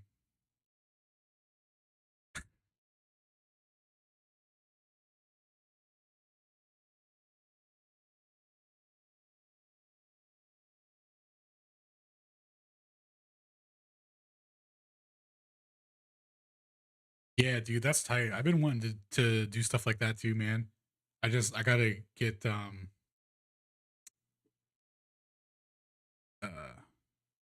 like if I what's it called? Like I got to work on being more sociable. Like I can totally be sociable, but like when it comes to just like walking up to random people and just like having a full blown conversation like about this kind of stuff, like super like just not ready to do it yet. But yeah, I want to work up to doing stuff like that so I can just like I want to make it a goal like every time I leave the house to try and talk to one person about it, that I haven't already spoken to.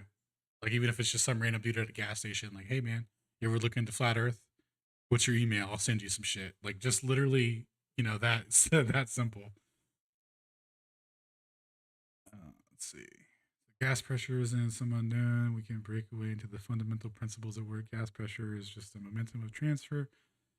So once you realize that the gas, but what the fuck is all this? I don't normally go into that level of depth with it. In my opinion, there should be no need. It should be simply enough that air pressure does vary, but it can't exist dude. This is literally impossible if we accept what's the claim that it violates the second law of thermo. One alone we can see what it is wrong, along with everyone else says. But if the molecular description of gases and momentum transfer gases means anything to you, let me know what you think. Yeah, I'll have to reread that again. I've never heard any shit like that in my life. Come back to that one. It's not where's the edge, it's where's the end of the Earth. Because But I like how this dude opened with the ash conformity because that's hands down like the best way to immediately show somebody what's up. Like, because that's so profound. I don't know if you knew, but outer space is just a concept. So outer space is just an idea, someone's imagination, based on the lights moving in the sky. So they try to twist that. They tell us that we're spinning in the sky still. But in reality, we can all observe the luminaries, sun, moon, and lights move in the sky like a clock. But they twist that in, to feed their own story. But have you heard about this subject before? I have not heard about it. It's just, I literally came here for a cat litter. Oh man, I say this in my videos. Everything happens for a reason. Okay. I don't know if you want to take some information I home. would love to. Oh man, I really appreciate that. Yeah, And dude, a lot this of dude people like seems to take it, but super there's some into links it. on there because this information is being censored. Like I said, it's being demoted. Not censored per se, but demoted. You did all this? I did this myself. impressive. Yeah, thank you. Appreciate that. So I actually, I do this, and I have to do it in a Socratic way because if I just mention, oh, the Earth is flat, people are not going to talk to me. So I kind of have to do it in this manner. That way people could. Yeah, dude, he really. This is a really good way to do it. To be able to have someone actually listen to you. You know what I'm saying? Like you did. And it's pretty easy to understand. But I actually like to start too with the deceiving question because again, just believing someone. That's why nowadays I actually don't have beliefs. It's either I know something or I don't. I'm okay with not knowing because placing faith in something, again, you're gonna be deceived. At the end of the day, especially if it's a belief about our exterior world, about the natural world. You know what I'm saying? So they also lie to us because we actually don't know what our true purpose here is. We don't know. To be honest, I don't even know what it means to be a human being. Like exactly. I really don't know what the fuck it means either. Exactly. It's still a mystery. We're all still the same copy of each other. in a way, yeah, we are. And that's why I'm out here because this resonated with me so much to the point where I'm completely antisocial. So for me to do this actually took some guts for me to actually, yeah, and especially with the #1 ridiculed subject right now. It's they want us all just following orders, believing what we're told, because that's how you control people. You do it psychologically. If you try to control someone by force, you'll be exposed off the back. Yeah, the rest of the people won't allow it. So that's why the government controls us psychologically. Yes. That's the only way they could do it. They couldn't do it by force. So all this, martial law is gonna happen. They can't control by force. They'll be exposed. So it's all psychological, and this is one of the tools they use. Money is another tool they use to control us. Money has no value at the core. I don't know if you knew that. Sex. I mean, it has certain values that it got. Exactly, exactly. Sex, slavery. I don't know if you knew, but government's been exposed to be involved in a lot of this stuff. I don't like to get into that because a lot of just storytelling and stuff. But physics, stick with physics, understand physics, and that's what's gonna tell you who's lying about this reality. Man, I appreciate man talking to me, man. Of course. All right, man. Thank you for your time. Have a great day. Dude, man. that was awesome. Thanks for the recommendation, man. Andrew Calver, I recognize that name from somewhere. Your boy Mad Mac.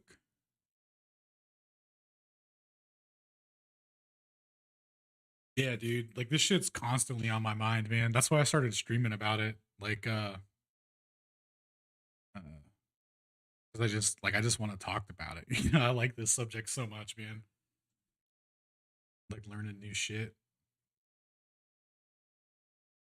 All that.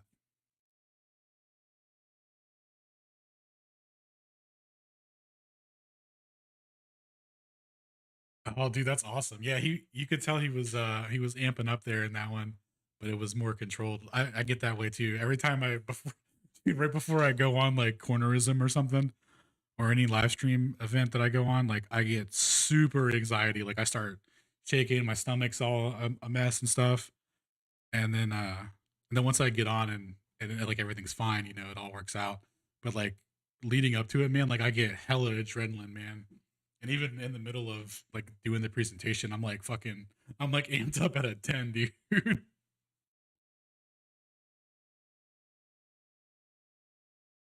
Like even just speaking anonymously over the internet to a crowd is like, you know, intense. I was talking to some random person on Twitch earlier that came across the stream and was asking some questions, and like even that got me amped up.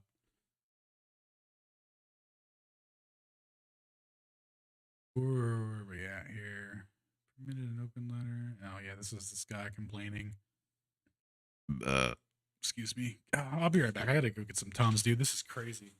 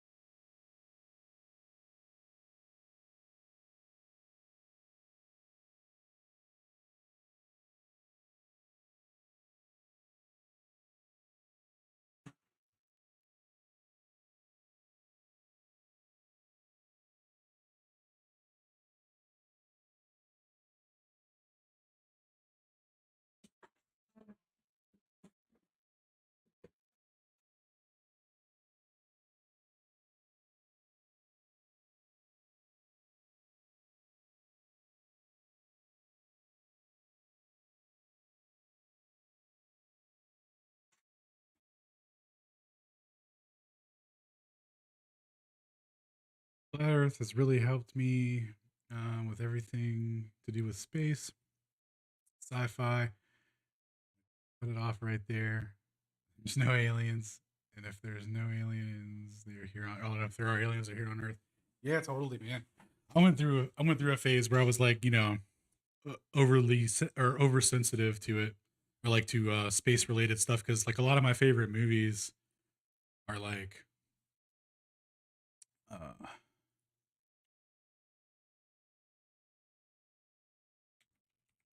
dude, this was my favorite movie for like the longest time. Starship Troopers, Aliens, um, all kinds of shit. Like I used to love all this shit, bro.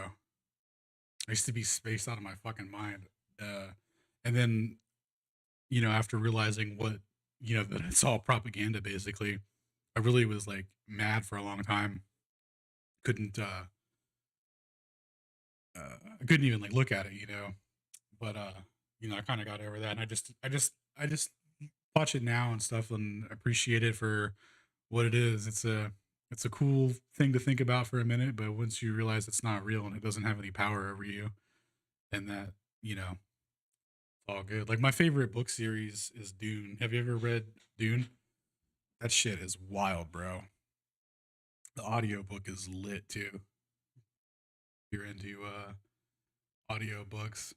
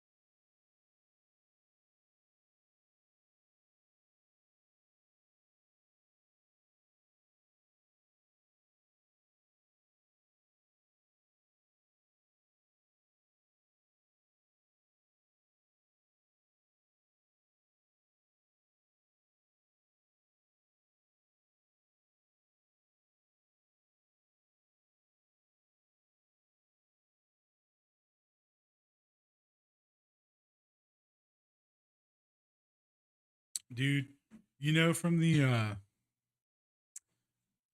have you ever seen the interviews before and after the launch? Like I feel like those dudes really thought they were about to hit up the moon, bro. And then they just were like, yeah, so actually that's not, we can't do it yet, but if you pretend, it'll be all, we'll get there eventually. Cause that interview after they got back or whatever was so bad. Like they were just like, yeah, dude, space was tight. Like it was really cool. Like they didn't give one shit at all, you know. And then your boy just became like a drunk. The other guy became like a hermit or something. Like he's completely out of the public eye, isn't he? The main dude. Yeah, I feel like those dudes live with a lot of fucking guilt over that.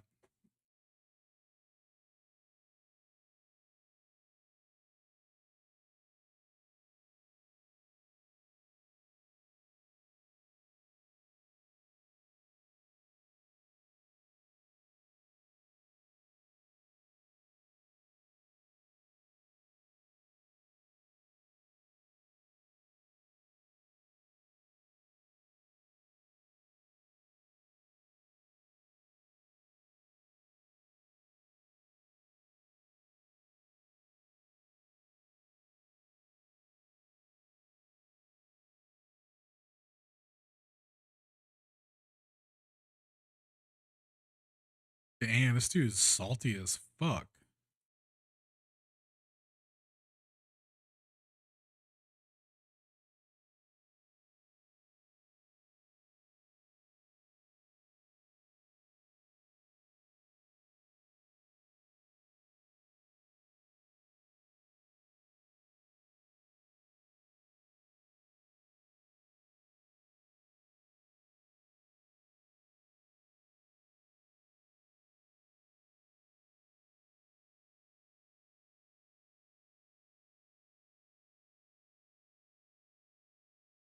I don't really want to read all these emails. Your boy Gravitix won at AOL. Oh, loser.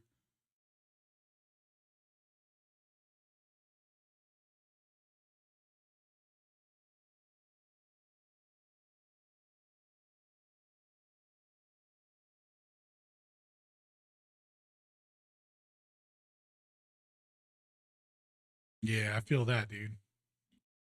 Feel that.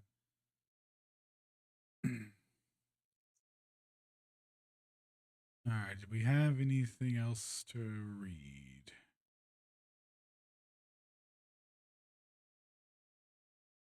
Clearly, carefully read your reply as painfully that you have misunderstood none of my arguments. Did I read this one?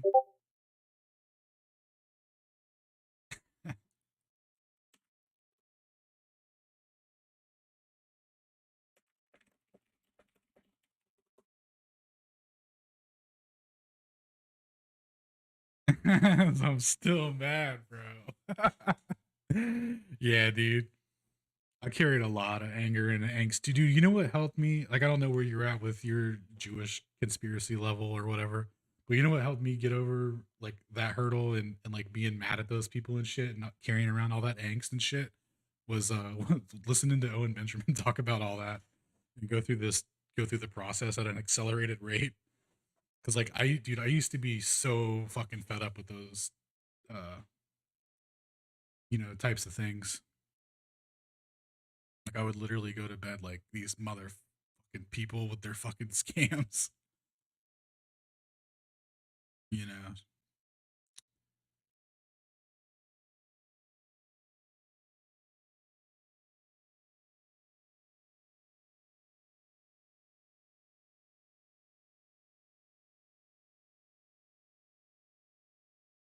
Oh yeah, I've been wanting to read the Iron Republic. The do you know who the Morgile is? He read the Iron Republic for free.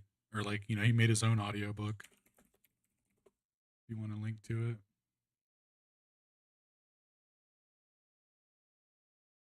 it. Oh, excuse me. I'm sorry, dude. I got mad heartburn and indigestion or whatever. Yeah, your boy John the Morgile, dude. If you want an audiobook. But yeah, the Dune audiobook's lit too. Like they got like voice actors to read it. It's pretty cool. Like read it as like a reading of a script for like a movie kind of thing. Like they like act it out. It's tight. You should look into the Challenger stuff. Those people are still. Oh yeah, I've seen it. I've seen it. There was a really good one I saw recently. I can't remember if I saved it from Telegram or if I saw it on a video. But there was one I saw recently that just went through the whole Challenger narrative and just absolutely slayed it. I think it was on Telegram. But yeah, crushed it.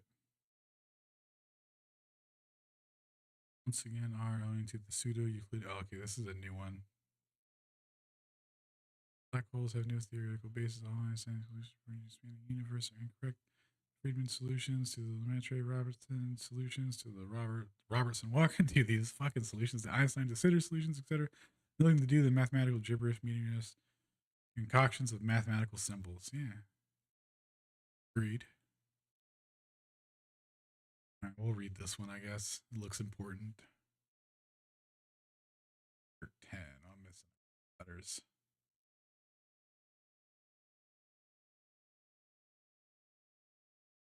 Let's see if I have that Challenger video.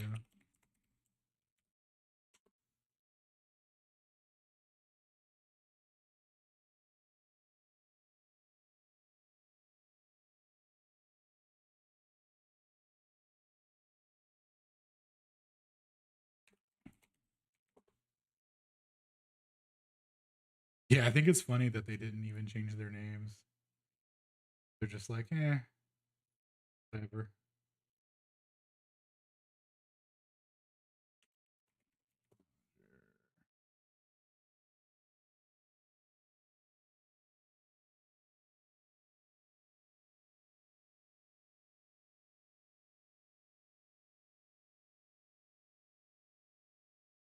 Oh, was it from this dude? I think it might have been. If you're seeing this, Yeah, I think it was from that Caleb guy on TikTok. Yeah, look up the reality show called Space Cadets, bro. It's funny because they open how they're tricking these people into thinking they're going into space. Yeah. Did you ever see that one? I think it was a BBC documentary or like a news segment or whatever. But they were basically like going over how the rockets and stuff work. And they were like, yeah, so there's a special secret access shoot that if there's an emergency, the astronauts can, slide down this tube and they'll be in a bunker that's, 40 feet underground, surrounded by, 30 feet of concrete and all these things. And inside of this bunker is like a 1-to-1 replica of what the fucking cockpit looks like for some reason. And it even has the same, seats and seat belts and shit. So you would never know if it like just because you see people, walking into the rocket or whatever from the top or wherever they fucking go. Like they could literally just be taking a shoot down and you would never know. Like that was a pretty big one. I don't know if you've seen that one.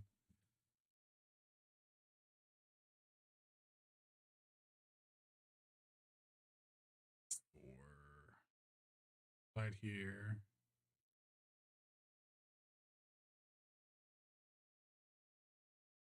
First, clear that the GRG Society does not engage in the issues such as U.S. rise unless, of course, backed by resolution of the General Assembly. There are many academic controversies that we would not serve our members properly if the officers started taking sides in them as representatives of the society. However, as it happens, I can respond in a purely personal capacity on these papers you cite and those related to them because I have read some of them and even the commentaries of which they refer.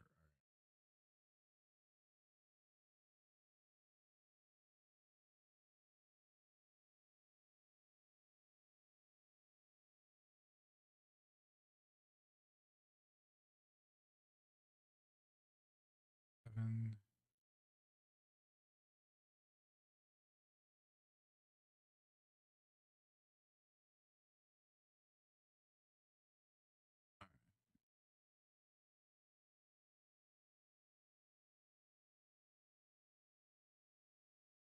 Yeah, yeah, like it sucks too because the next girl I date, she better be into flat Earth or yeah, yeah, it's definitely should want to be with someone that's on the same page on that one because once you're aware of that shit, it's kind of mind numbing to be around people that aren't on that frequency. You know, it's like almost draining.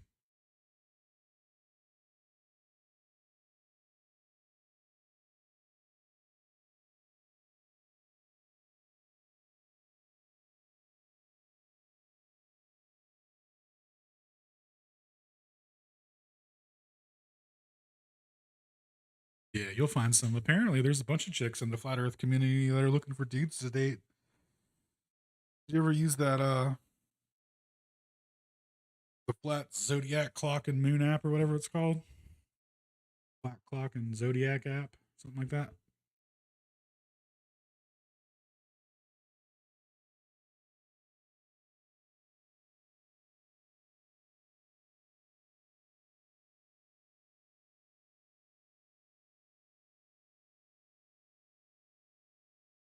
Oh yeah, dude. I remember not Zachariah Station. Who was that other guy? Graham Hancock. I remember when Graham Hancock was on Roe Jogan and was talking about Zachariah Stitchin and fingerprint of the gods and all that, the pyramids, and I was like super fascinated by all that. Wonder what your boy Graham Hancock's up to.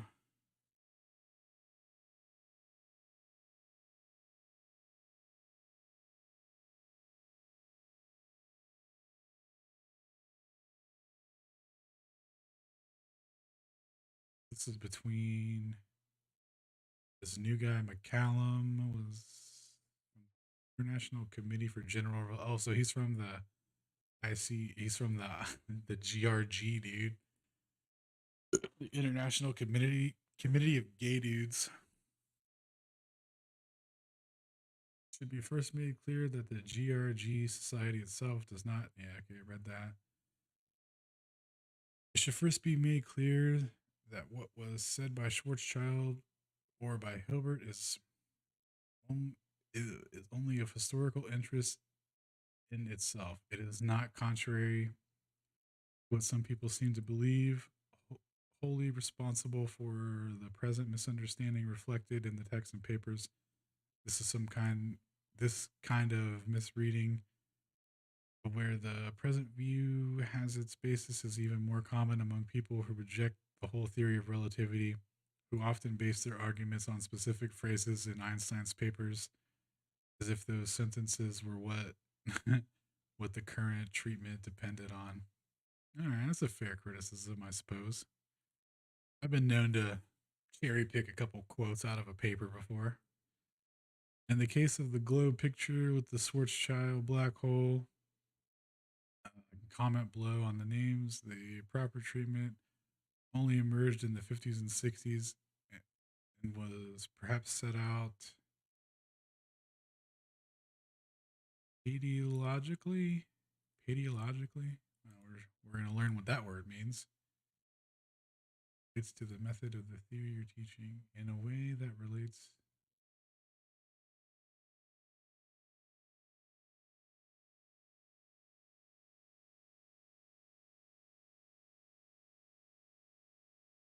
There was this guy talk about the Anunnaki story, but it happened here on Earth at a whole different time with nothing to do with space, and it made more sense. Yeah, totally, man. I could see, dude. See, once you realize that space isn't fucking like what they tell us, bro. So much more shit's on the table, you know.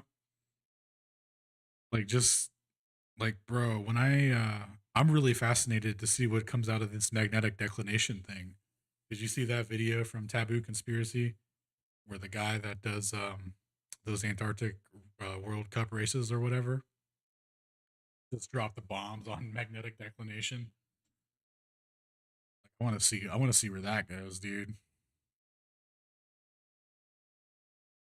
That's a crazy one.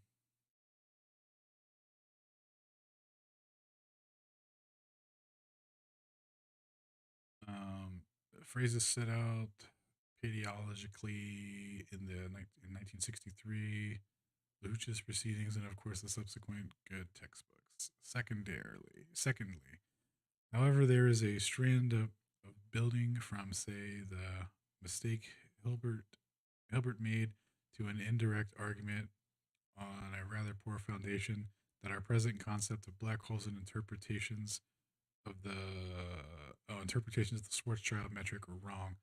Both these aspects are supported by a mixture of correct arguments and arguments which are in part technically correct but joined with parts which show serious technical inadequacies. For instance, some of the remarks of the Hockey and the Liebschwur of the earlier of those Abrams now show a lack of understanding and how some basics of differential geometry and the claims of serious relativists are misinterpreted. You suggest that people don't. You suggest that people don't reply because they prefer to brand you as a crank, possibly for some sinister motive connected with funding, and that this is arrogant and unscientific. I'm afraid it's almost certainly simpler than that. Most of the points made in various disguises have been argued before, and anyone who understands the subject properly knows what the correct geometric description is, and should readily be able to correct the wrong parts of the paper. Now, see, they all talk like this, but he literally set dude up and was asking him about this dude that they wanted, that his professor wanted him to run his papers by. In like a pre-interview or whatever, he asked him specific questions that these people all get wrong, that where they've all misinterpreted. And now dude's like, well, no, they know the correct thing. Like, well, clearly they didn't, because the one dude even changed that Stephen guy's papers. Oh, dude, yeah, let me hit you with this magnetic shit. This is crazy, bro. This is like, let's see here.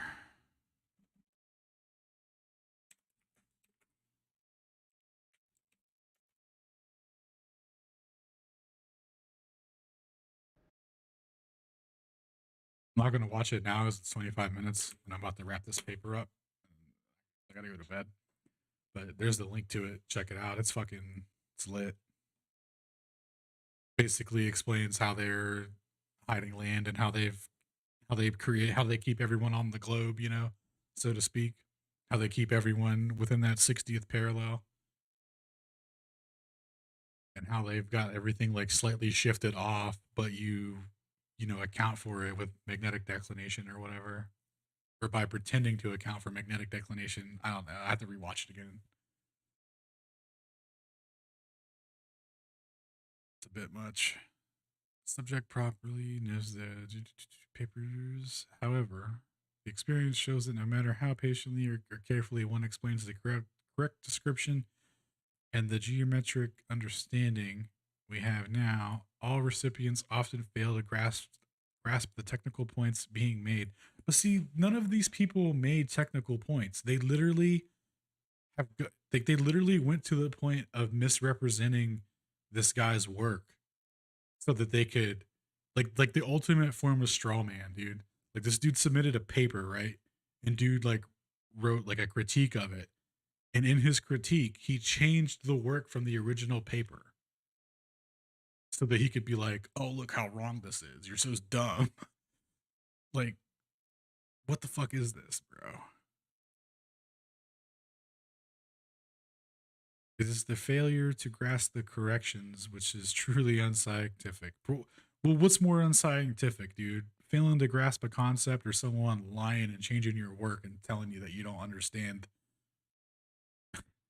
what? Dude, this is wild.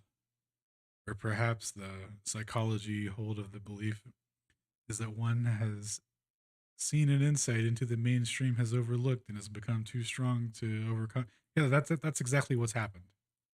Yeah, this is exactly what's happened, buddy.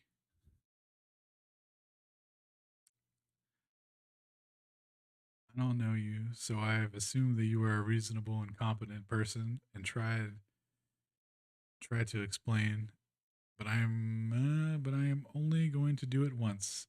If you dude, if you come back repeating the incorrect arguments, I shall behave like your other correspondents and become silent. It's not arrogance, it's self-defense against wasting my time. Damn, dude, these people are harsh, bro. They come hard. Sounded a little gay. On the other hand, if you are trying from my email or other textbooks to reach a proper understanding and need additional help to do so, I shall be happy to assist.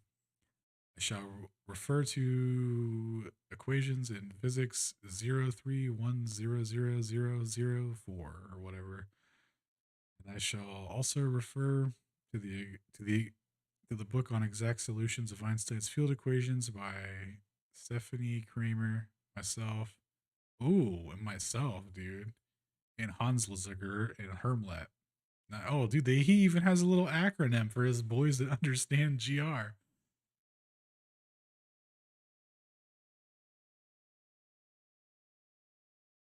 Yeah, I think I'm sub to that guy. Vibe of the Cosmos sounds familiar. There was this dude. This might be a different dude. I don't want to talk bad if it's a different dude. Vibe of the Cosmos. Let's see if it's the right one. Is this the dude?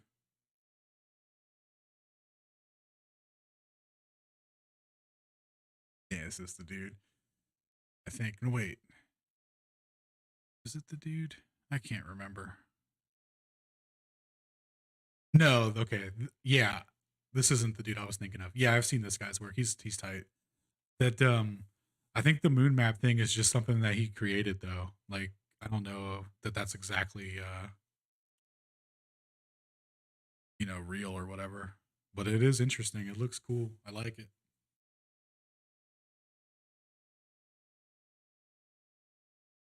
Yeah, there was this other dude. I can't remember his name unless I would remember it if I seen it, but I thought this might have been him. But I had this weird experience with another flat earther who makes videos.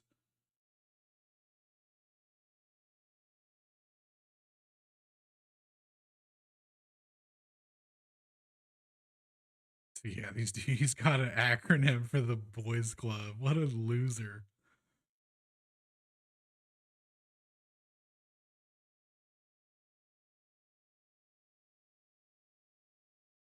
Yeah. Yeah, I know what you mean. It's hard, man.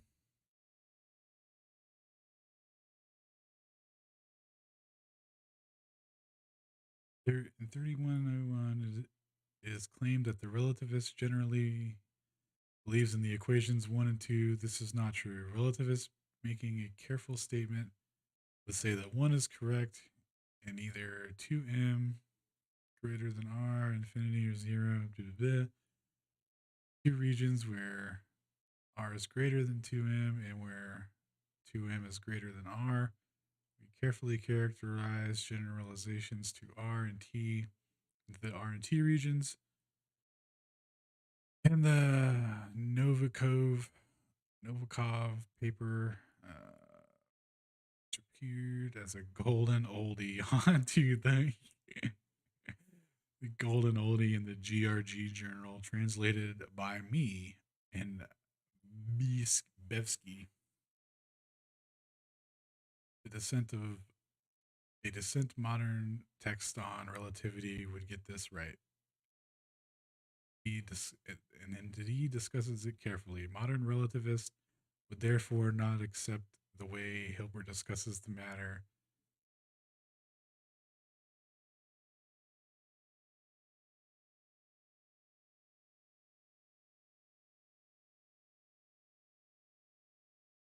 Yeah, for real, dude. If you don't already agree to everything that everyone else has already told me how it works, then you're fucking wrong.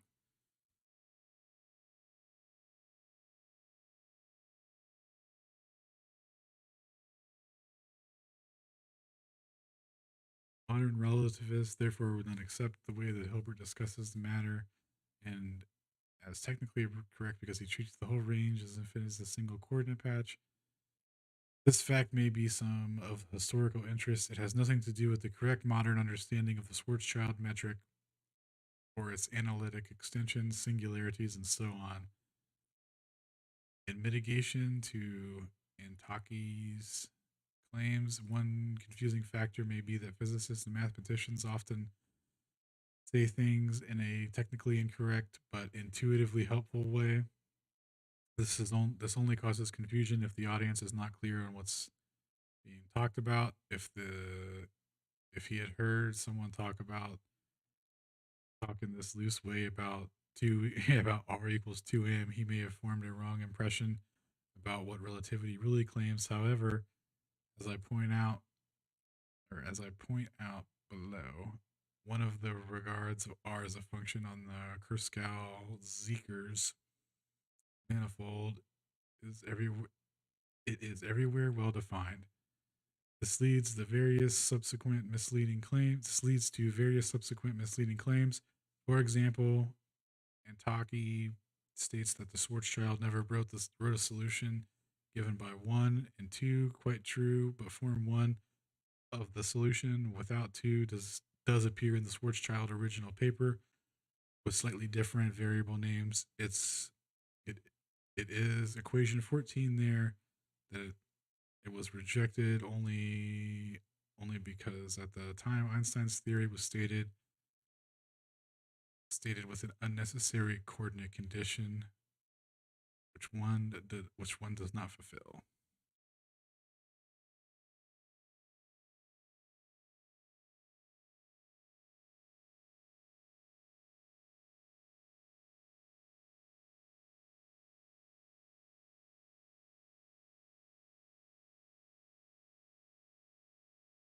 Yeah, dude. I bet you the fucking moon is a map, man. What's he got on his latest shit? I didn't even watch this. How is it read for me? Like I watched it. I don't think I've ever seen this.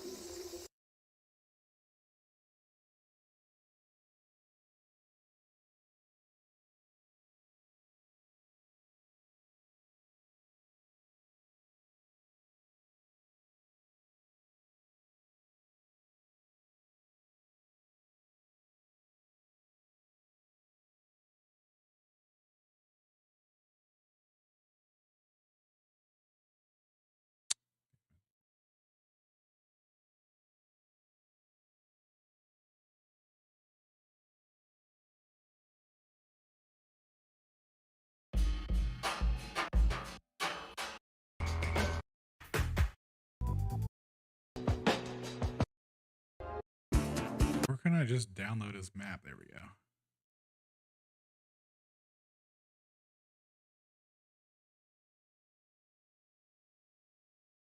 My dude's got that music, bro. Dude, that 3-minute, 33-second Hyperborea, dude, respect. Yeah,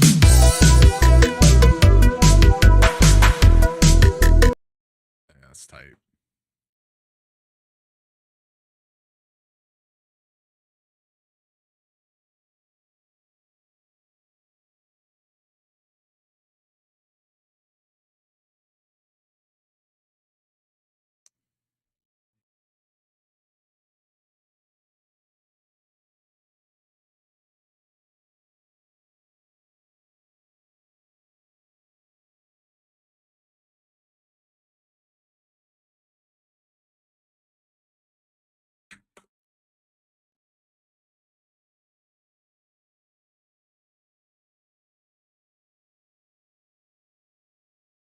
Yeah, dude. You think there's a way out of here, bro? We trapped in the what is it called? Hold on, I'll pull it up. It's pictures, maybe.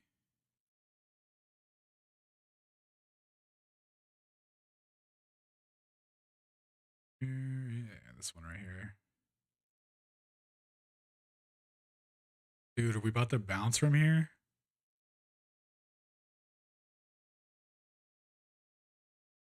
They got us fucking trapped, bro. Right up in here.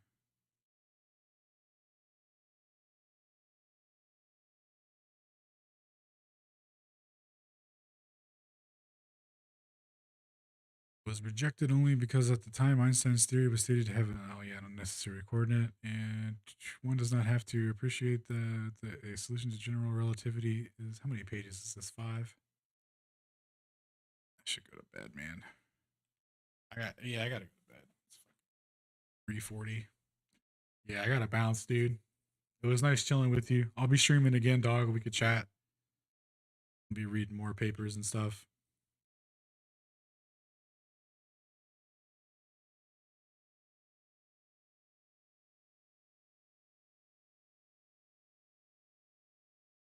All right, peace, man.